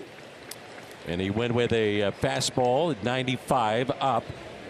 No activity in the St. Louis bullpen. You have to think tonight that Gallegos probably down, if not another reliever or 2, having pitched a lot here the last couple of days. It always goes into the thought process of how long you go with a starter. Deep left, Dickerson back at the wall, and it's off the top of the wall, and it gets away. Dickerson has to chase it down. Reynolds to third, and it'll be an inside the park home run. Brian Reynolds. It's the second inside the park home run we've seen this year.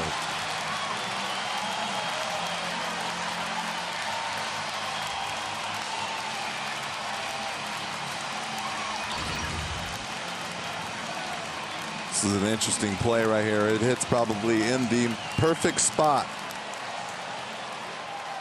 And what you have too, you couldn't happen in a better spot. It hits right there, and it has to stay on the dirt or the ball doesn't roll like that. And you know what else? You have a young man in center field who's not used to being out there. Should have been sliding over a little bit, just in case that ball does rip off the wall down there. But that's just one of those plays that's wrong place at the wrong time. And it cuts a lead now to 5-4. Right-hander beginning to get loose in the Pittsburgh bullpen. This is Chavis. And a ball inside, and it's 2-0. So some tough luck for Liberatore and the Cardinals.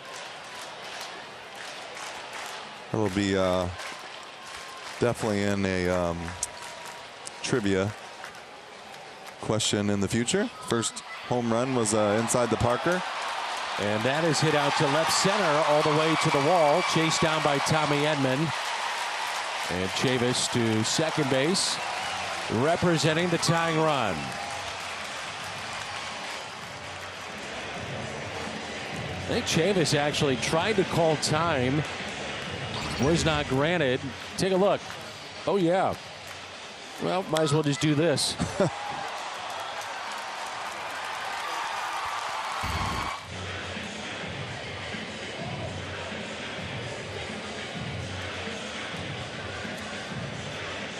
The inning started with a strikeout.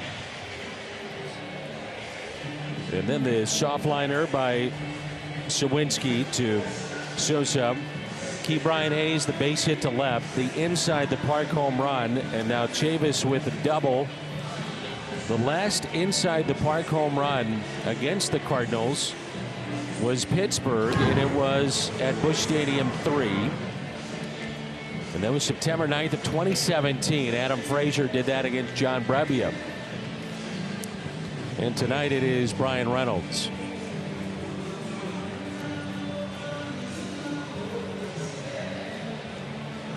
And so the tying run in scoring position. The go-ahead run comes to the plate in Ben Gamel. Gamel tonight walked and struck out. And a fastball taken high. We're in the home half of the fifth. 5-4 St. Louis. And the 1-0 pitch by Liberatore.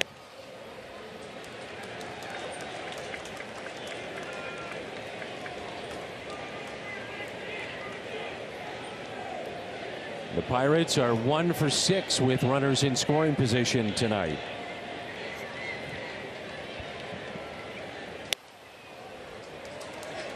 And it's off the plate, 3-0. Just missing two.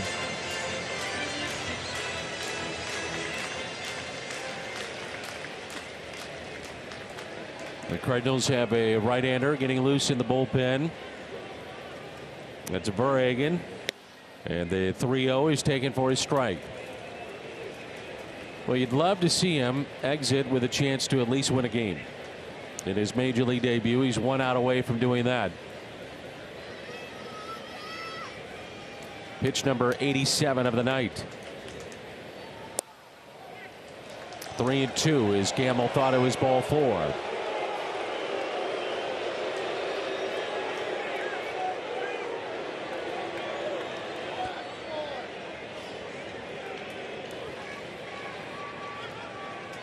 And the 3-2 pitch by Liberatore, taken high.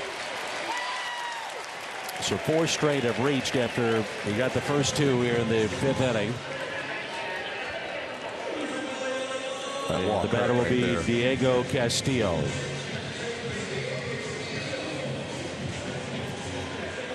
Oh, that's got to hurt. Now remember, he hasn't always made that gesture to go get him, but now he does. And young man gives the Cardinals 4 2/3 in his major league debut. Did a really nice job, though. Unfortunate that ball got in the corner and shot over there for a home run, but other than that, I think he did a nice job.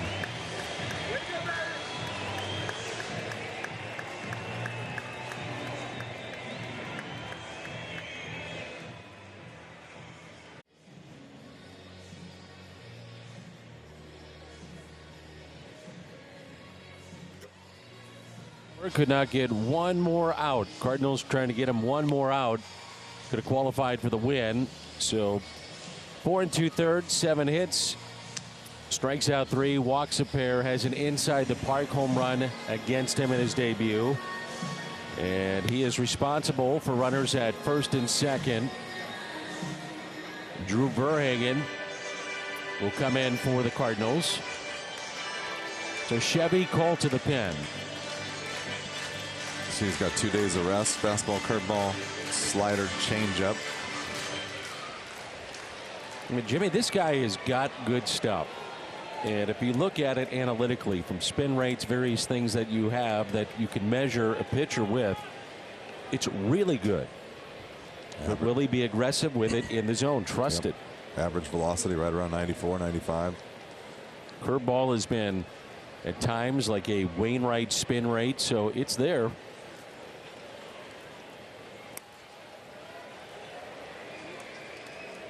Diego Castillo doubled off the wall in left field and scored, and also grounded out to short. 1 for 2 tonight with runners at first and second. Liberatore got the first 2 in the inning and then 4 straight reached. And the 1-0 pitch. 2 balls and no strikes. Castillo 1 for 9 with 2 outs and runners in scoring position. So Verhagen pitch on the 18th against the Mets. Couple of innings, gave up 1 hit, struck out 2 in 28 pitches. The right-handers just 3 for 15 against him. And the 2-0 is taken high and upstairs. By the way, that pitch was over the middle of the plate. Right down the middle.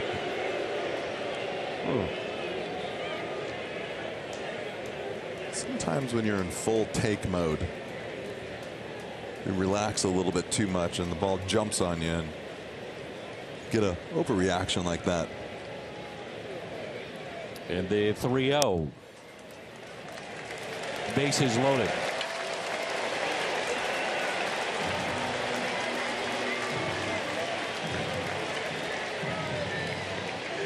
Didn't really give himself a chance at that at bat right there. Did Verhagen. Everything way off the plate. And now it is Yoshi Tsutsugo. The RBI double that he hit back in the second. And a single to center. He's 2 for 2. The bases loaded, 2 down. The Cardinals up by a run. And Tsutsugo looks at strike 1. That's better.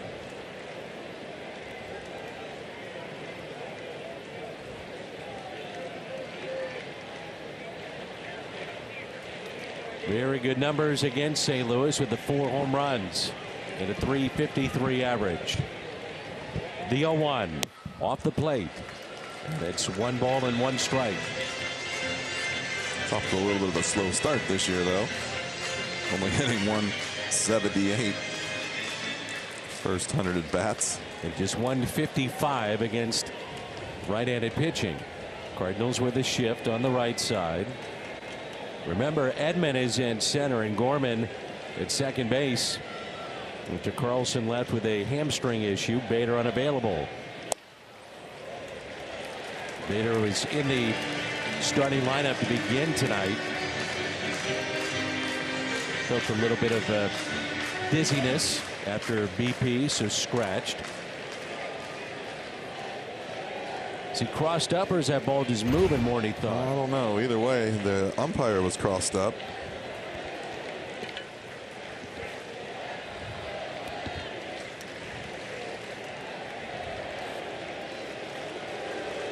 By the looks of it, it looks like Yadi's saying, hey, take a look at your card, know what we're on.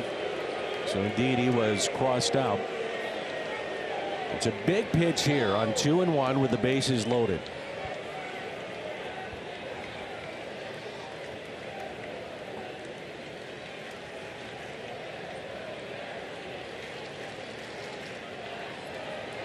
The 2-1.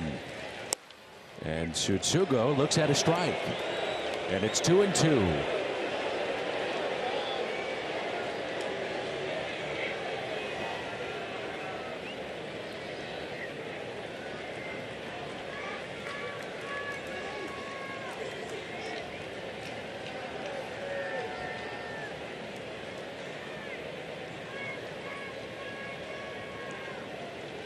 Two outs, bases loaded, and the 2-2. Popped up and out of play. It'll be a souvenir for this big crowd here at PNC.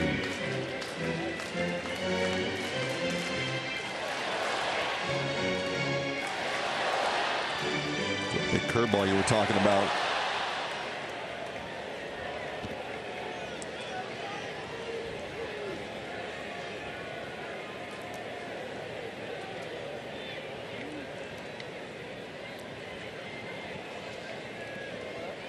It's another 2-2. Inside corner, doesn't get the call. And now they're off to the races with 2 outs. And the bases loaded here in the home half of the 5th. Tsutsugo 1 for 4 this season with the sacks full. And now they come alive.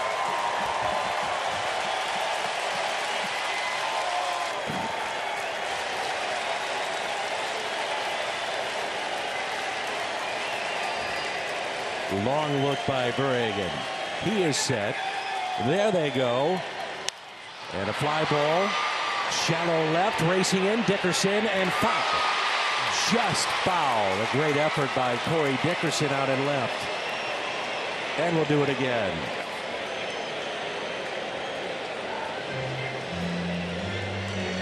A long run right there for Corey, especially to come up empty-handed. But everybody a little loose right there, running around the bases.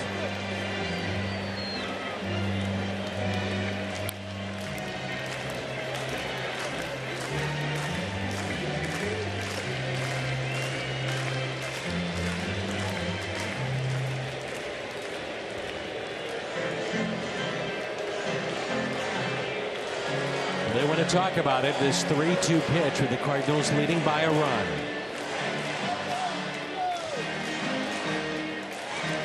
Definitely want to be on the same page here. Wouldn't you say? Absolutely. And what are you comfortable with? What are you thinking? Here's what I'm thinking. Same page. Understand how they want to attack him, and we'll do it again.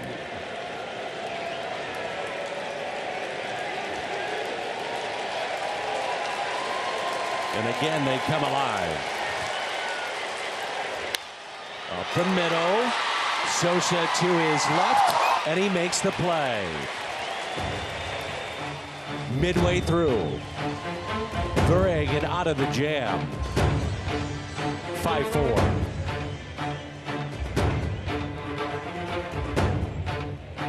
Steven Matz going tomorrow in Game 3 of this series. The Budweiser, what's on tap? Tuesday, Game 2, Matz, 5 innings, 3 hits against his former team, the New York Mets. And Matz will go tomorrow for St. Louis. And then Michaelis on Monday against Toronto.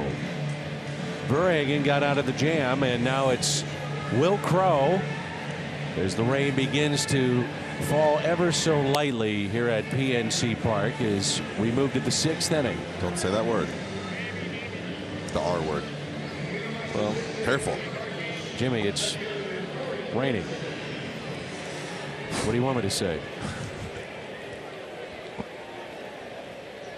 There's some water coming out of the sky. I like it. I got Will Crow here. So interesting. To lefties, he's more changeup than fastball, and to righties, he is almost more slider than fastball, but no changeups. And here is Corey Dickerson, and the first pitch taken for a strike. And that would be a changeup. But a very, very light rain currently here at the ballpark. Very light. Dickerson, then Edman and Goldschmidt. And there's 2 strikes on the Cardinal left fielder tonight.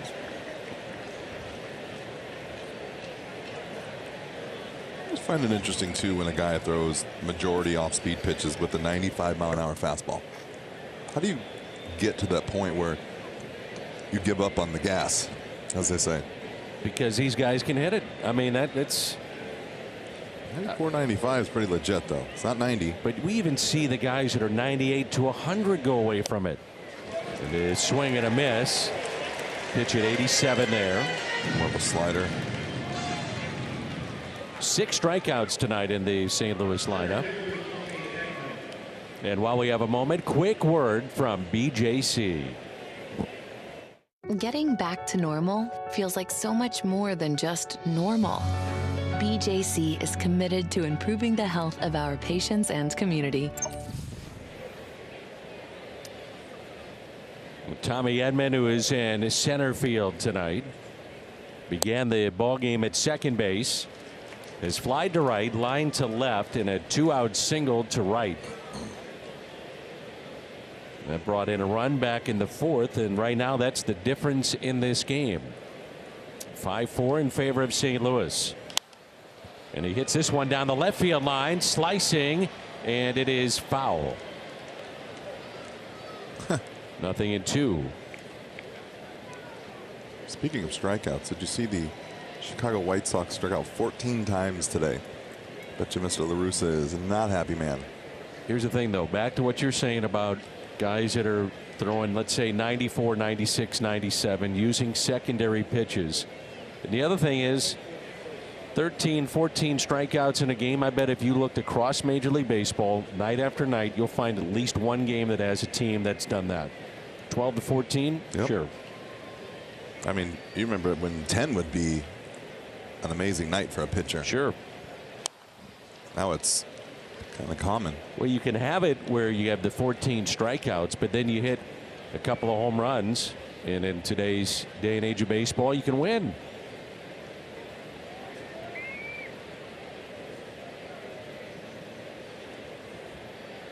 And the 0-2 pitch to Tommy Edman. Right-handed batters hitting 184 against him. And the lefties just 177.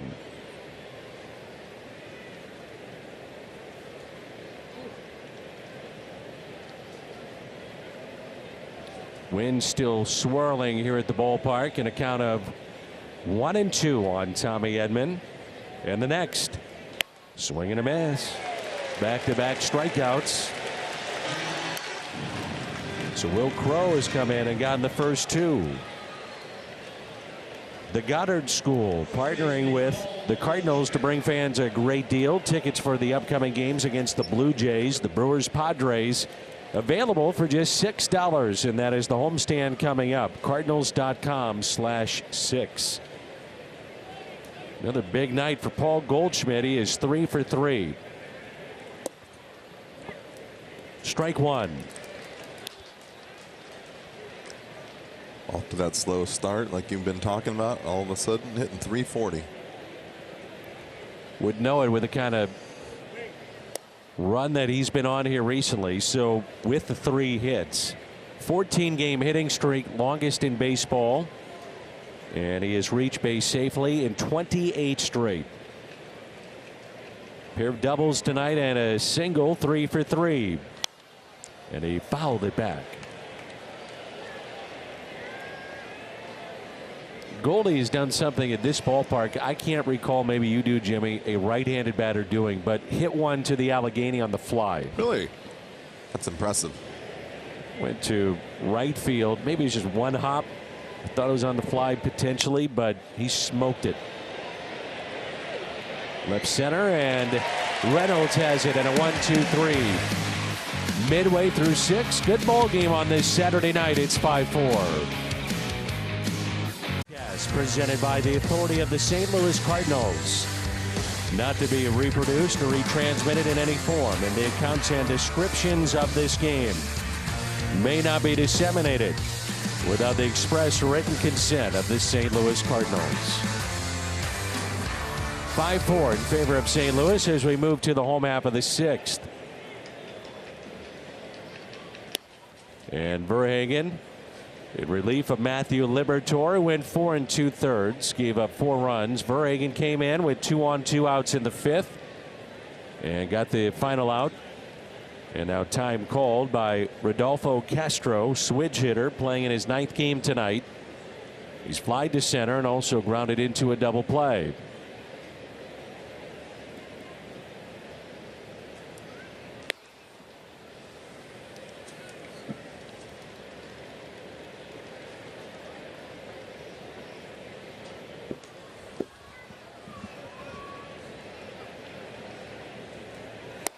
Good pitch, and it's 1-2. Nice changeup after that fastball up, and speed up the hitter a little bit, and then perfect pitch down low. And that's held on to by Molina, and a strikeout for Verhagen. His first strikeout tonight. That's how you do it right there. Heater, changeup, heater. 95, finishing him off.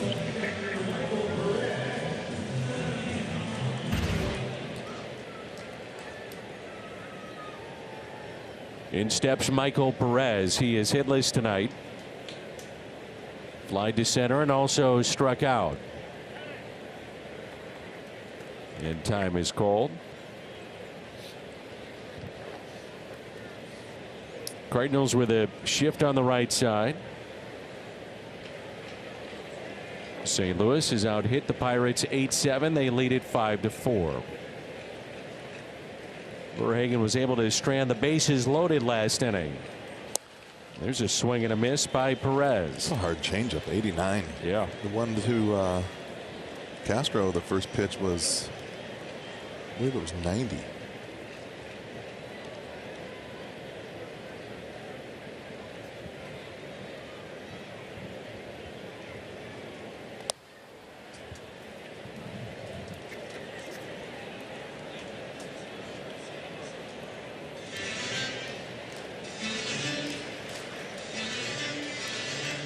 Cardinals, it is hard to win on the road, generally speaking.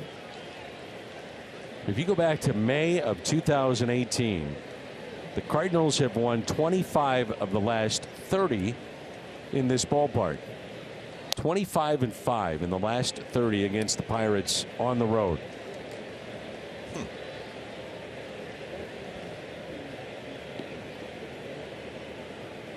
It's an incredible number. And that's pulled foul near the Cardinal dugout. It's May 26 of the 2018 season. Cardinals overall are 31 games above 500 at this ballpark since it opened up. It's a good pitch. He's been down. He's been in. Sometimes he's changing the eye level, going up. And the Cardinals have had some good luck here at this ballpark. It's pretty good teams that came through this ballpark. And the 2-2. And again held on to by Molina. Back-to-back Ks by Verhagen. He's got the first two here in the home half of the sixth. Hey, the Blues are back at home tonight. It's game 3 against the Avalanche, and we'll have a post-game show right here on Bally Sports Midwest. Post-game coverage from the team who knows the Blues the best. And that's Blues Live post-game on Bally Sports Midwest.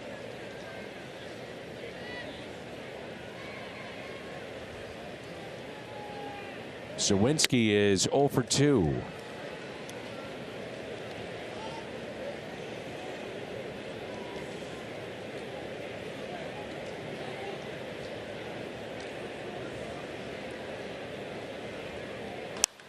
A rope into right field and a shoestring catch by Yepes. What a play. What a great play. Sat, he waited, and then he came forward. Didn't come too quickly. St. Louis Cardinals baseball brought to you by BJC Healthcare, the world's best medicine made better. And by Budweiser. This Bud's for you.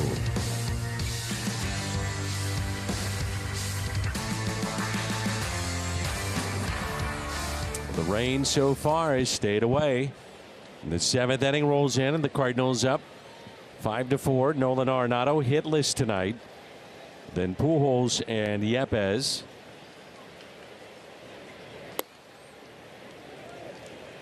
Honda home run inning. $1,000 donation will be made to the Make-A-Wish Foundation by your Gateway Honda dealers. The Cardinals hit a home run. And that's off the plate. 2 balls and no strikes. Struck out swinging, popped out to short, grounded into a fielder's choice. For his last 11 with a couple of walks. He could change that right here. Right into the shift. And Castillo, the second baseman, has it for the out. While we have a moment, quick word from Tickets for Less. Tickets for Less. For a better ticketing experience. Best seats, best prices, and no surprises at checkout.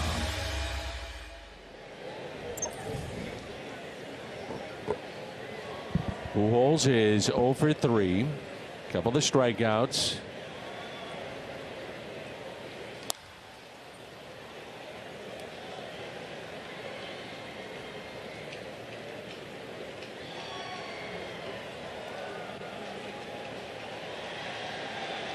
The 1-0. It's 2-0. Currently at 681 career homers for Albert Pujols. 3 balls and no strikes. I believe he just called that a strike. Wow. 2-1. Exactly. Albert wasn't too thrilled. Now 2-2.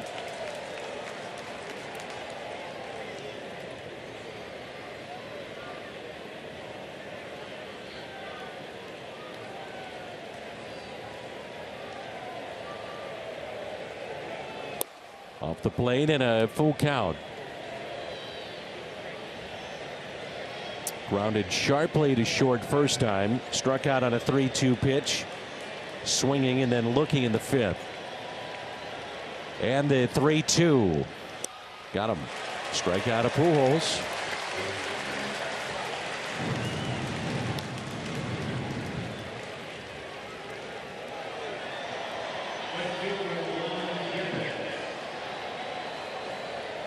Yepez has walked a pair of times. He struck out and he scored a run. He started in left field, then moved to right. And again, the Cardinals, without, at least for the moment, Harrison Bader was lightheaded after BP initially in the lineup. And then Carlson had a cramp. It had to be taken out of the game with a hamstring issue there. And so Yepez moved from left to right. Tommy Edman from second to center field. And Nolan Gorman into the ballgame.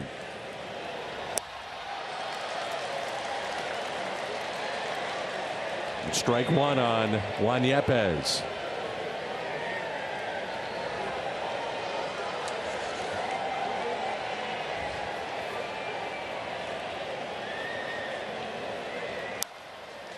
Quickly, no balls and 2 strikes. No activity in either bullpen. Verhagen has gone an inning and a third, no damage done. And for Crow, this is his second inning of work, and he has struck out 3 and not allowed a man to reach. And the 0-2 pitch with the shift on the left side, way upstairs. Just a bit high.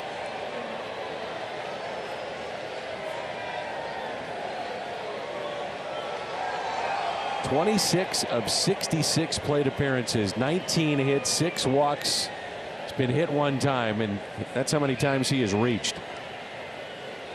The 1-2 upstairs, and it's 2-2.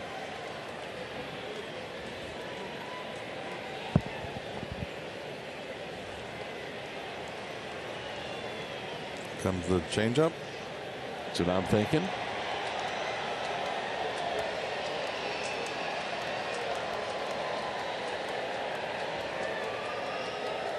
Now time is called. The wave has made its way around the stadium a couple of times here at PNC as they make some noise. Good old wave. You got it, Jimmy. And the 2-2. Got him. Well, Crow has come in 2 innings and struck out 4. Time to stretch in a 1-run game.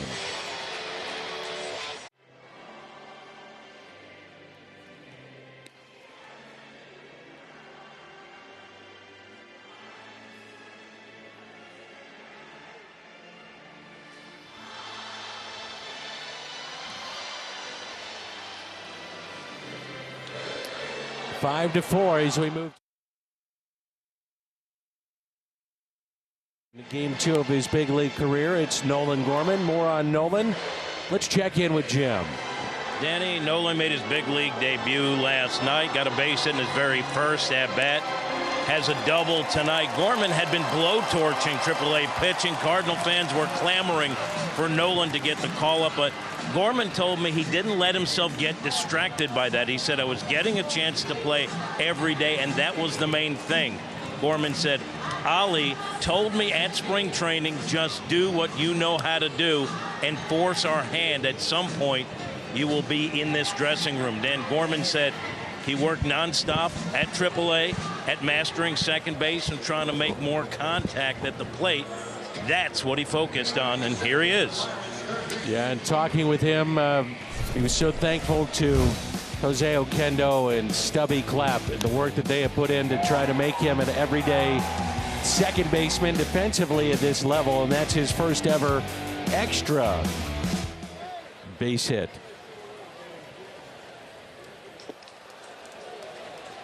He's got a couple of hits. He singled in his debut last night. Extra base hit here with the double.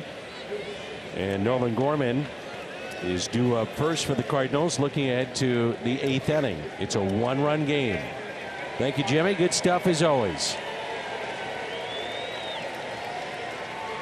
So Verhagen came in with 2 on, 2 outs in the 5th. First man he saw was Castillo. Then the bases were loaded. Tsutsugo grounded out to end the threat. Liberator in his major league debut. Gorman's longtime best friend making his debut, going 4 2/3, 4 runs on 7 hits. And it is the top of the lineup. Keep Brian Hayes here.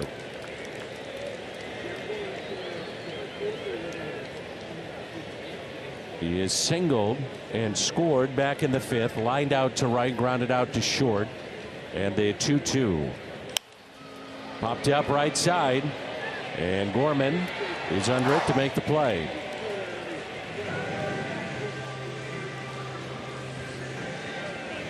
StubHub is proud to be the official partner of the Cardinals. And if your plans change, easily list your tickets with StubHub.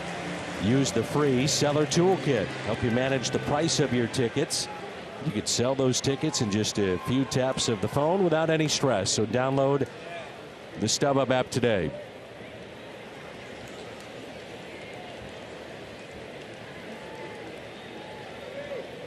There's Reynolds, who had the inside the park home run. Good change up by Verhagen. That inside the park home run, scored 2. It hit the top of the wall and left, got away from Dickerson, and he was off to the races. Just a perfect storm. Hit the top of the wall and rolled all the way down the warning track. And just like that, it is 0-2.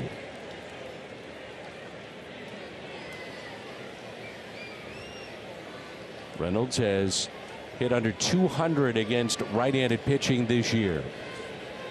The shift on the right side.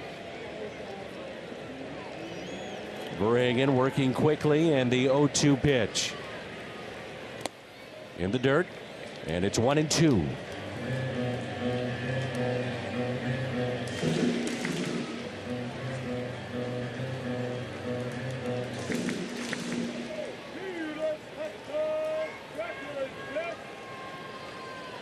Big gap in right center.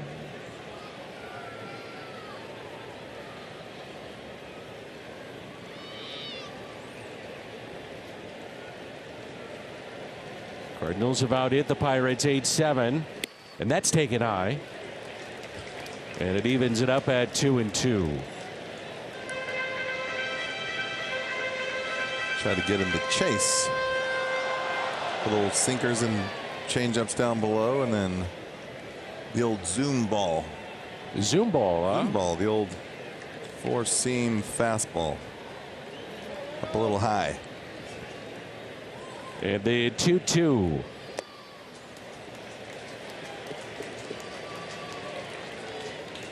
Verhagen, his next delivery is number 35. Michael Chavis on deck. You know, Ollie would love to get at least one more inning out of Verhagen, and then Palante, Helsley you probably have for an inning. And the 3-2 pitch. Hit sharply right side. Gloved and spinning and making the play, Edmundo Sosa. Well done. Yes, that could have been caught by either guy right there. Basically playing so far over there to pull. You rarely see both guys reach for the same ball like that. I mean, that's pretty well played. Look at that right there. Well, here's the other thing too, Jimmy. You've got He's all at this second base. The shifts that happen now in the game, and you're asking Sosa, who hasn't played a ton, he's at short. Then you have Nolan Gorman at second. There was the idea of just trying to be comfortable with each other too. I mean, he was over there to the pull side of second base by the time he let go of that ball. Oof. Now Chavis hit by the pitch with 2 outs, and the tying run will be at first base, and the go-ahead run will come to the plate.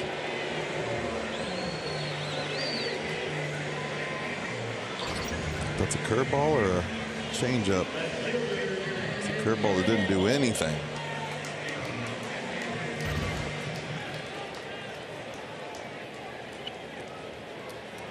And it brings in Ben Gamel. A couple of walks tonight and a strikeout, along with the run scored. Looking ahead to the 8th inning, St. Louis will have Gorman, Molina, and Sosa. And really a limited bench at this point. You get the backup catcher, Kisner. But Dickerson has been thrust into action. So is Nolan Gorman. You have Brendan Donovan. And that pitch off the plate for a ball.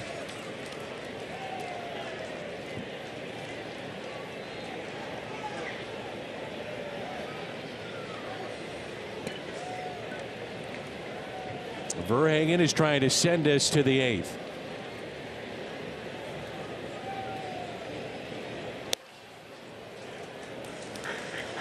Two balls and no strikes. This is where sometimes you watch Drew, saw it even in spring training, gets a runner on and wants to be a little bit too fine. Too perfect.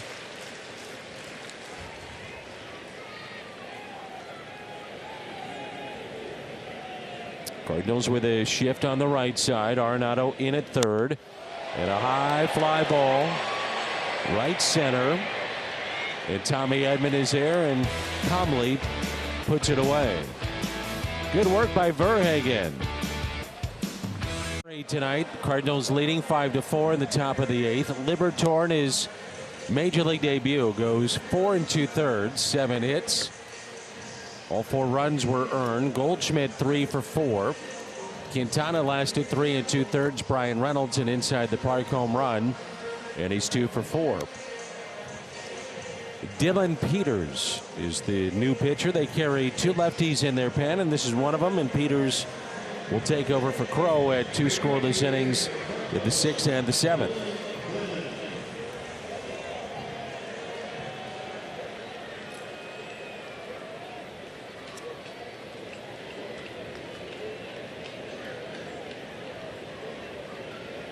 It's Nolan Gorman, Yadier Molina, and Mundo Sosa. So a test here for Gorman against a lefty. We've seen him down in the minors really just destroy right-handed pitching.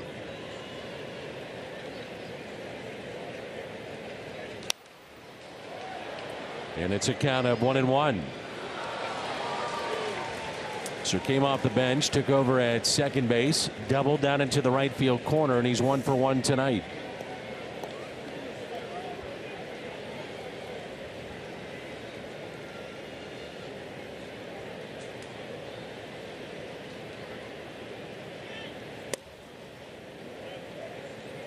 Two and 1.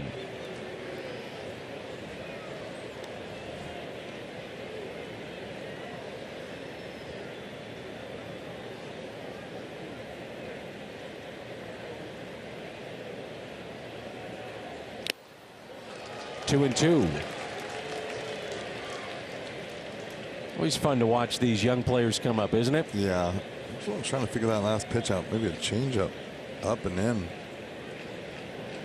Yeah, I love when they get their first hits, the first home run, the first strikeout for the pitchers. That's right. Not the hitters. Hit out of play. Pretty short, compact swing here from Nolan Gorman. Looks like he's definitely changed over the last couple years. So a bigger swing. Just a little bit shorter, a little bit more contact. I like that. You know, you go down there and you work on something. And a strikeout of Gorman. With lefties, he's tough on him. They're just 2 for now 21 against him. He could be a handful. See why right there, a little off-speed slider or something right here. He's going to go through him a changeup. Breaking ball. It's a good pitch right there, bottom of the zone.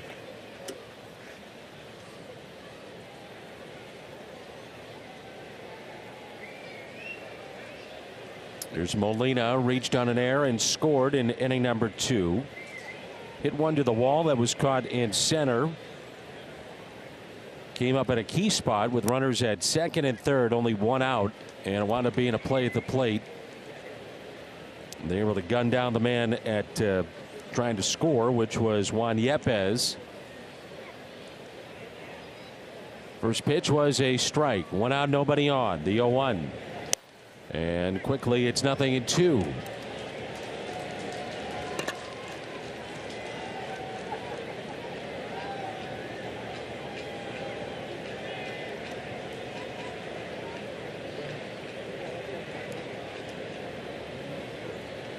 The 0-2 pitch. Palante had been throwing in the St. Louis bullpen after Verhagen gives the Cardinals 2 1/3, scoreless coming out of their pen. That is Palante. Yachty, by the way, head-to-head with Peters, 0 for 4. Trying to change that here. And the 1-2. Off the plate, 2-2.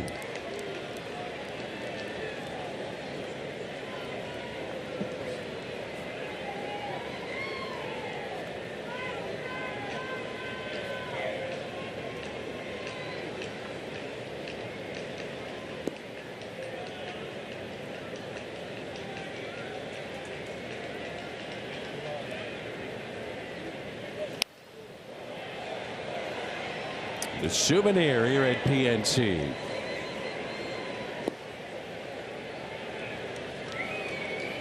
Pretty good pitch to spoil right there. After a bunch of off-speed pitches and everything down and away. Up and on the hands. Just bought yourself another breaking ball. And the 2-2. Strikeout of Molina. The bullpen right now, the Pirates awfully effective. Crowe struck out 4 in 2 innings, and now Peters has gotten the first 2 of his inning.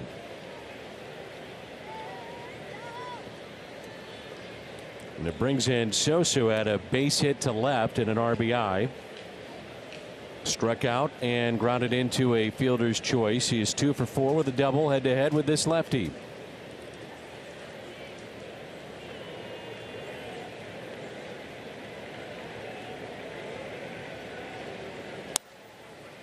And the first pitch is a strike.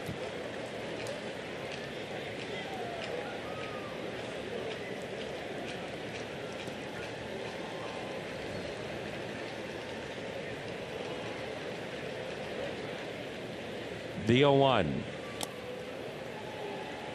A ball and a strike. The Pirates looking ahead to the home half of the 8th. We'll have Castillo, Tsutsugo, and Castro. They have Van Meter and Vogelbach from the left side. Heineman, the backup catcher, from the right side on their bench. And a high fly ball lifted out to left field. Gamble with a catch. Midway through 8 in a 1-run game. Brad Thompson, Scott Warman with you. Reminder, coming up after the game, we have Cardinals Live. BT, we'll talk a little Liberatore, and we'll talk a little Goldie coming up on the show. Yeah, Goldie has been on fire. Matthew Liberatore, what a big day for him. Makes his debut. We'll highlight some of the good stuff and maybe where he can make some adjustments to get to that next level. It's all coming up after the game on Cardinals Live as we send it back to Dan and Jim. There he goes again. Who, Brad? Rapid fire Brad. Oh, yeah. And there goes this guy, Andre Palante, coming out of the St. Louis pen. It's our Chevy call to the pen, and the right-hander is in. And Bader is taken over at center.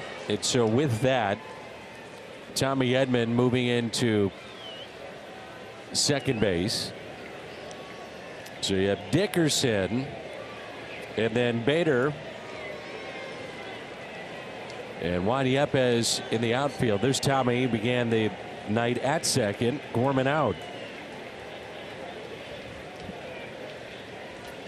Diego Castillo, and the first pitch off the plate for a ball.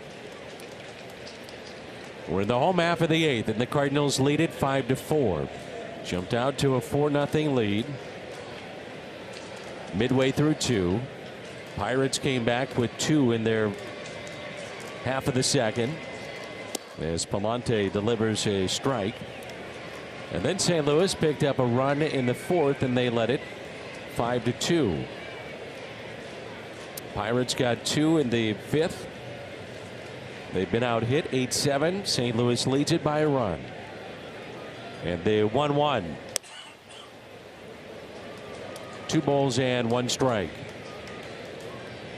So again, you're probably without Gallegos here tonight.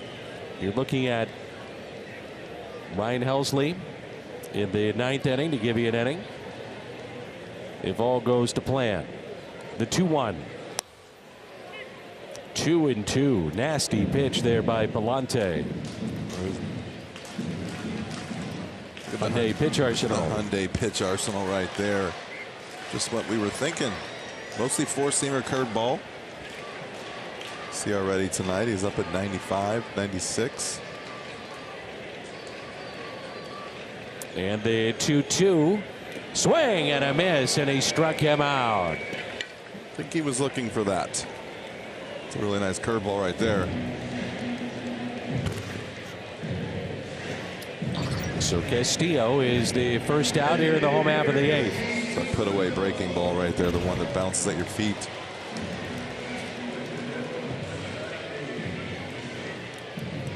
Talking about this the other day, but Palante has basically the reverse splits. Right-handers hitting close to 400 against him. The lefties are under 200. Matter of fact, they're 143.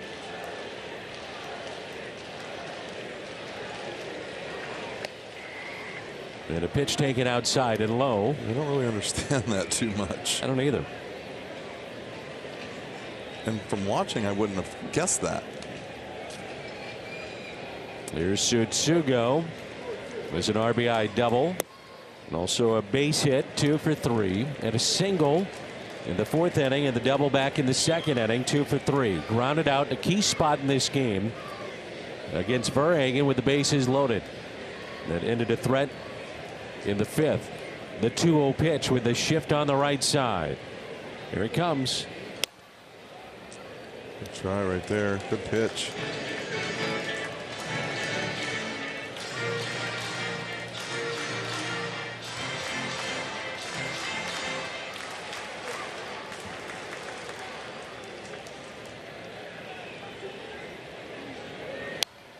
Ooh, they turned him loose on 3-0, and it's now 3-1.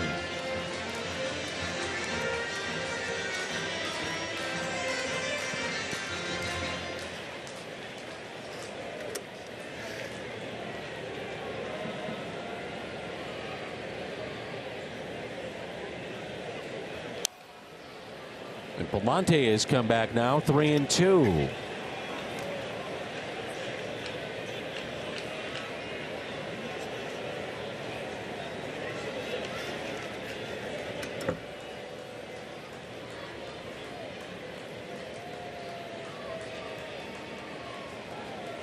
The full count delivery on the ground, left side.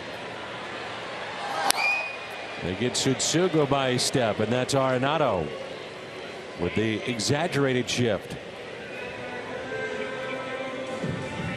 And while we have a moment, quick word from BOS. You're moving up in the world. You deserve a bank that can keep up with your changing needs. It's time to make the bold move. BOS. Bank boldly. Here is Castro with 2 outs and nobody on.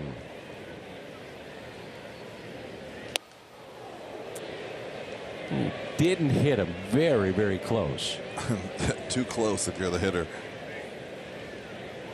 What do you think Tony Gwynn would have done against the shift? Hit the ball the other way. I mean, Tsutsugo had half the infield.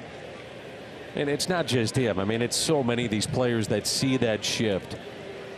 Man, oh man. It was a slider on the hands too, and he stayed inside of it. Forced it over there. It was the 1-0.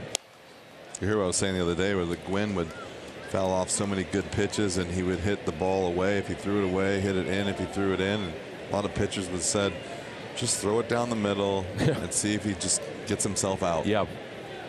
So he has to make up his mind which way he wants to hit it. 2-1 the count. I would say that about Kirby Puckett too. Yeah.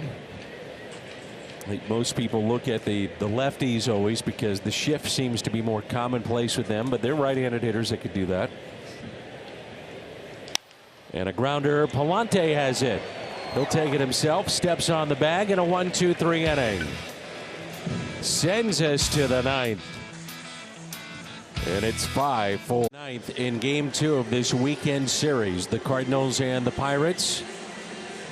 Corey Dickerson to lead it off against Dylan Peters, who had a 1-2-3, top of the 8th, and a couple of strikeouts.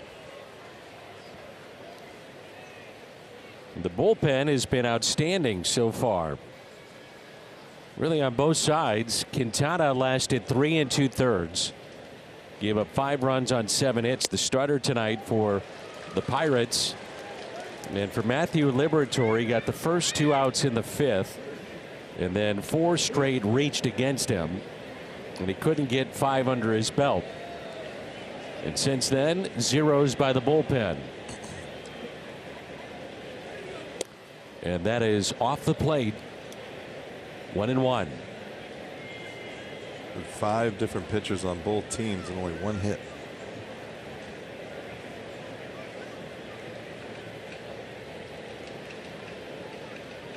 There's a 1-1 to Dickerson, who is doubled tonight and slaps it foul and out of play.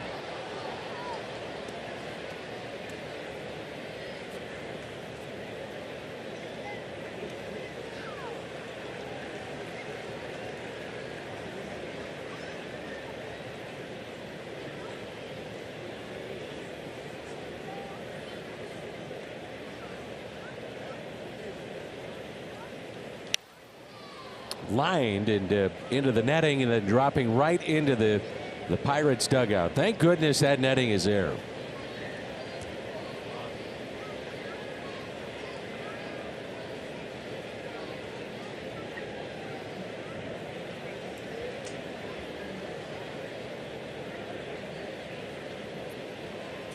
And the 1-2.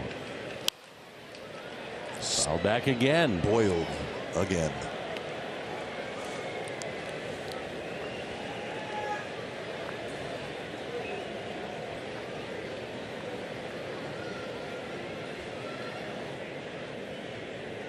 Crowd tonight of 24,644. 24644 here at PNC. And the 1-2. And we'll do it again. Slap foul off the netting down the third base line.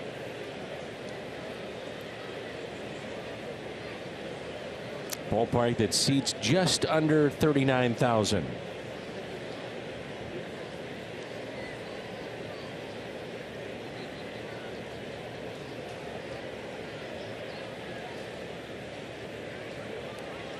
The 1-2 pitch to Dickerson. Put in play. Softly hit right side. And he is out with the pitcher covering. Almost beat Peters to the bag. A little fancy two-stepping over there by the pitcher. Peters almost got his feet tangled up. Almost got ran over. Almost got all the above.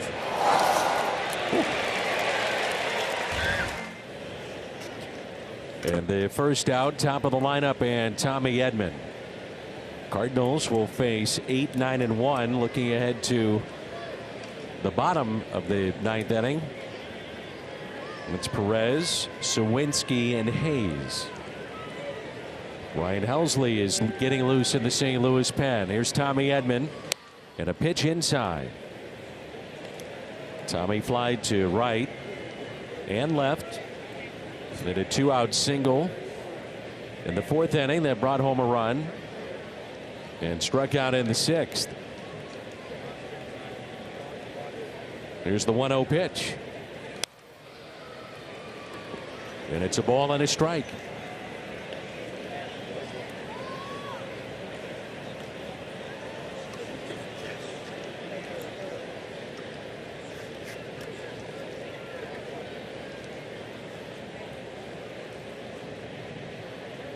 One ball and one strike on Tommy Edman. Big gap in left center. And he shoots it to right for a base hit.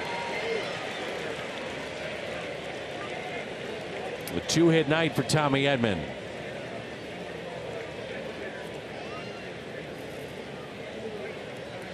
It's a pretty good swing right there. It's funny how different his swings are, right and left. Wouldn't think they'd let the lefty face Paul Goldschmidt, and that's the Home Depot getting more done. What he's done during the 28-game on-base streak. And his hitting streak now extended to 14. So that'll be it for Peters. And it'll be the outstanding right-hander Bednar coming in. More on him in a moment as we step aside. 23 batters he has faced since he allowed his solo home run to Edwin Rios back on the 9th. He's been scored upon just twice in 16 appearances. And if you go back to the middle of August of last year, only Josh Hader has posted a lower ERA. Bednar 0.79, Hader 0. So no way they were going to let Paul Goldschmidt face a lefty here. And a check on Tommy Edman, 9 stolen bases this year. Goldie 3 hits tonight. He's 3 for 4 with a pair of doubles. Turn Tommy loose here. Absolutely. The shift on the left side of the infield. And the first pitch to Paul Goldschmidt. Taken for a strike.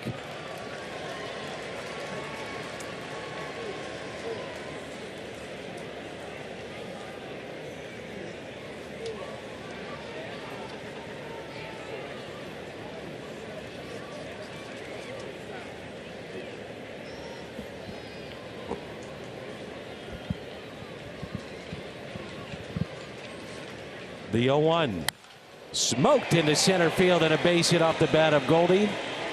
And Edman will stop at second. It's a 4-hit night for the Cardinal first baseman.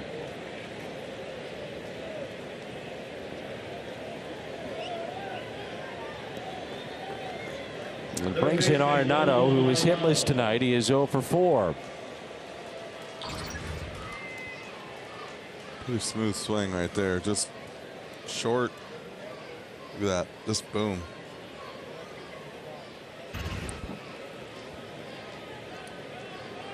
So Bednar greeted with a base hit to center. This young man is a fan favorite. Pittsburgh native David Bednar. 2 runners on for Arenado. And the first pitch drops in for a strike.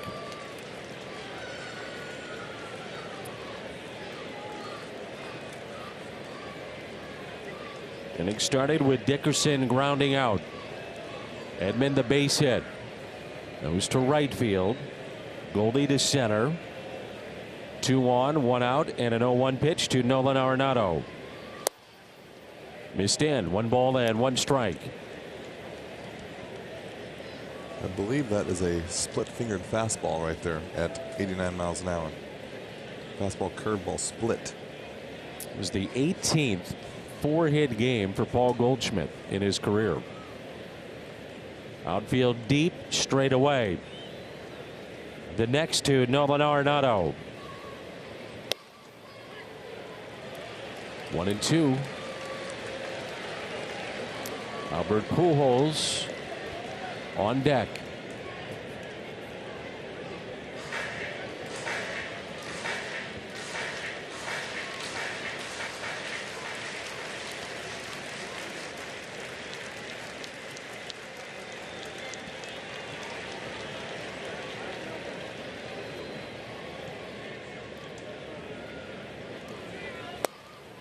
Two and 2. I don't know if you would run here with 2 strikes, but just watching Goldie, he's paying really close attention to Tommy Edman at second base, as if to kind of keep up with him. If he takes off, they're both going to take off, obviously, but you don't want to get caught sleeping at first. Then you just kind of leave the double play in order there. We got way off. He's like way off the bag at first. And it's grounded foul. Just past third base coach Pop Warner. It stays 2 and 2.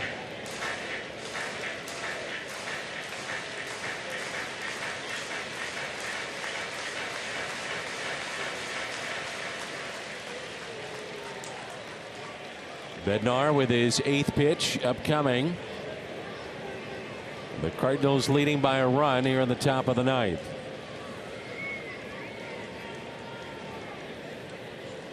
The 2-2. Oh, they thought about running. Tommy back in, safe at second base. He's got both of them. Ooh, that was close. And Goldie saw it too and started to take off before Tommy did.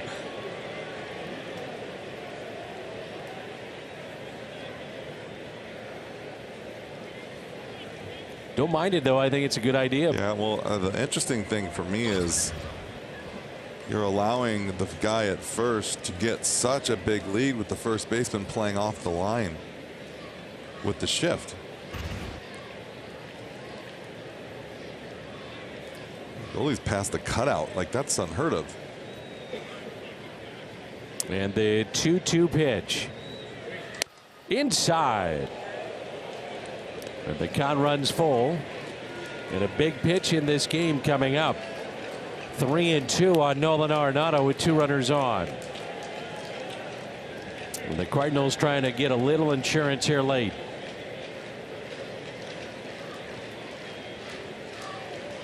Right-handed batters are only hitting 132 against Bednar. He is tough.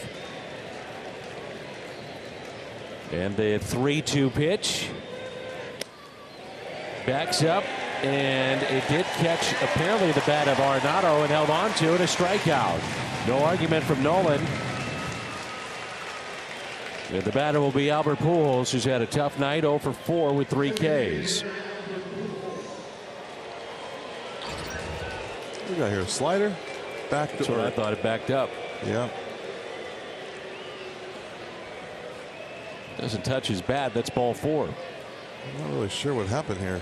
Or did it? Oh, it touched the glove of the catcher. Do you see that? Well, catcher's interference. What the heck? What if he thought he hit the ball? That's what I'm thinking. That's catcher's interference. Huh. It was such an odd reaction that he had walking away too.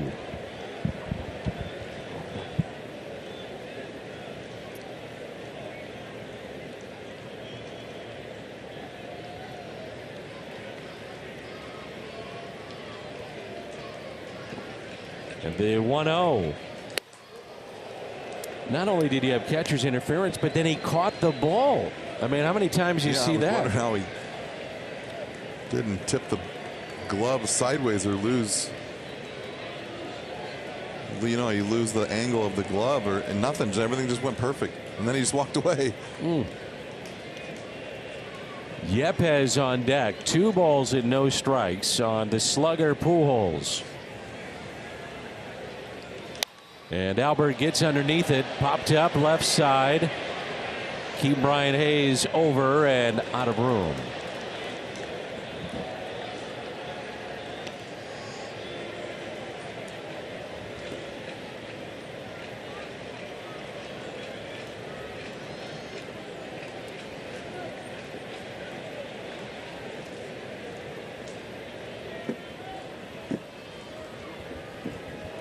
You know, Bednar can find the slider. It's a very, very tough at bat for Albert. If not, if Albert then sells out for a fastball and gets one, watch out.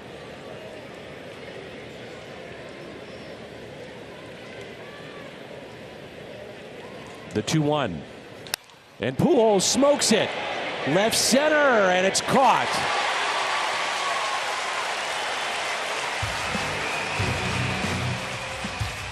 It's a 1-run game. And it's Matthew Liberatore in his major league debut. 4 2/3 and 88 pitches along the way. 7 hits, 4 runs. They were earned. Walked a pair. Struck out 3. Had his first major league strikeout in the first inning. Gave up a home run. That was an inside the park home run. And now the Cardinals turn it over to Ryan Helsley. Chevy called to the pen, the 0 ERA in 13 2/3. All right, let's go to the bottom of the 9th and have a little fun here in a 1-run game. What it's all about. You bet.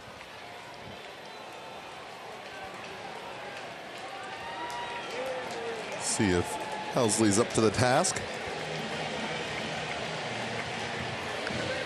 Daniel Vogelback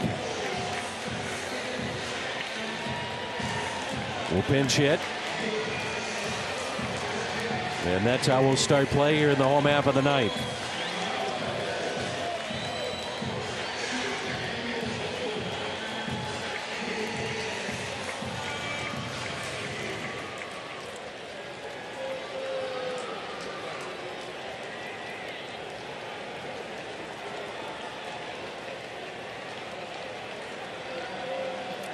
The shift on the right side.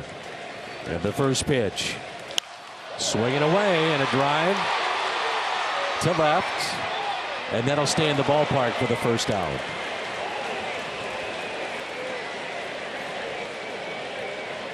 One pitch and one out. He makes it interesting, doesn't he? Vogelback is a guy that normally will see a lot of pitches. He draws a ton of walks. So you think maybe from a pitcher's perspective, let's just slip one in there and get strike one. But he was aggressive, and I think you have to be that way with Ryan Helsley. Yeah, you don't want to get to his slider, especially down in the count. You can get two different types of sliders, and good luck with that. Now Jack Sawinski, and strike one. Sawinski is fly to center, hit a soft liner to short, lined out to right.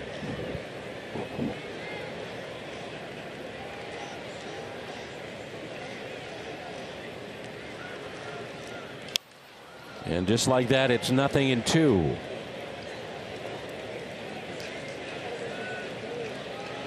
Key Bryant Hayes is at the on deck circle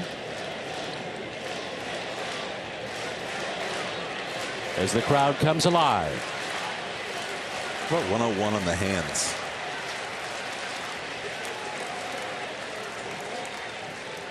Cardinals with a shift on the right side. The 0-2 pitch.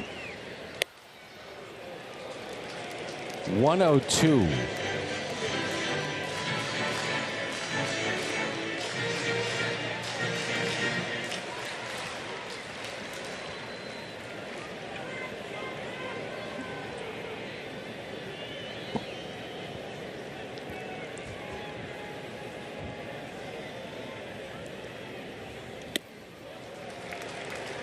.102 again, and it's 2-2. Helsley, 24 strikeouts. He's striking out nearly 16 per 9. This time is called.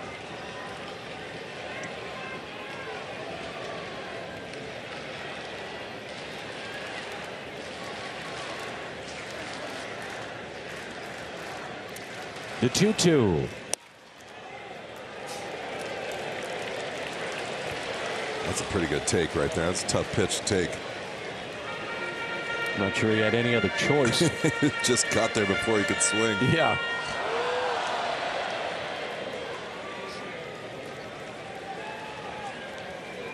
From 0-2 to a full count. 3-2. Popped up. Yachty will give it a look, and it's out of play.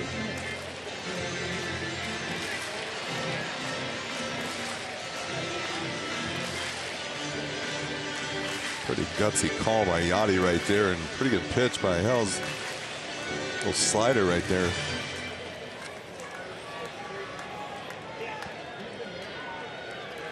We were talking about this the other night with the shift with certain pitchers like a Helsley that's throwing this hard. Do you want to see the shift? And in this case, the Cardinals do.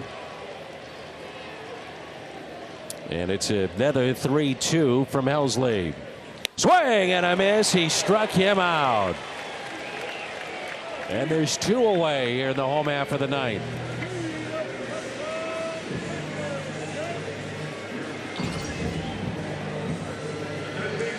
Pretty good fastball right there. Woo. On the black.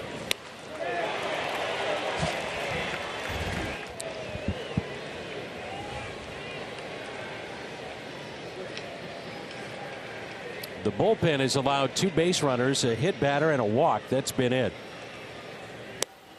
And it's Ke'Bryan Hayes, the final hope for Pittsburgh. He looks at strike 1. 2 outs, nobody on, and a 1-run lead here at the bottom of the 9th for St. Louis.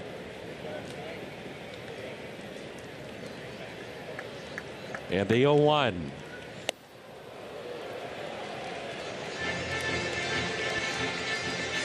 Matthew Liberatore, 4 2/3. Verhagen, Palante, and now Helsley. The 1-1. 1-2. Ke'Bryan Hayes was trying to get that first home run and tie it up. And now they're down to their final strike. Ryan is just letting it fly. And the Cardinal fans on their feet just behind the St. Louis dugout. The 1-2. Fouled back.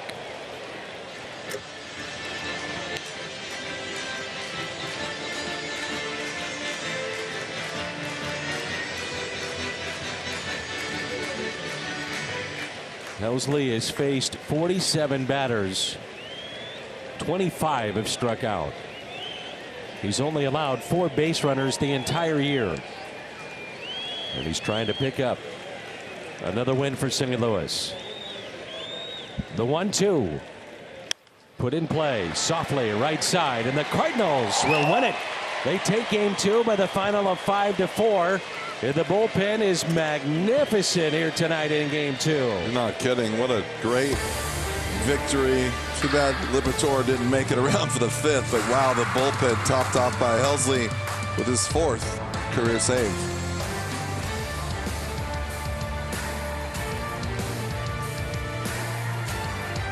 So the Cardinals hold on.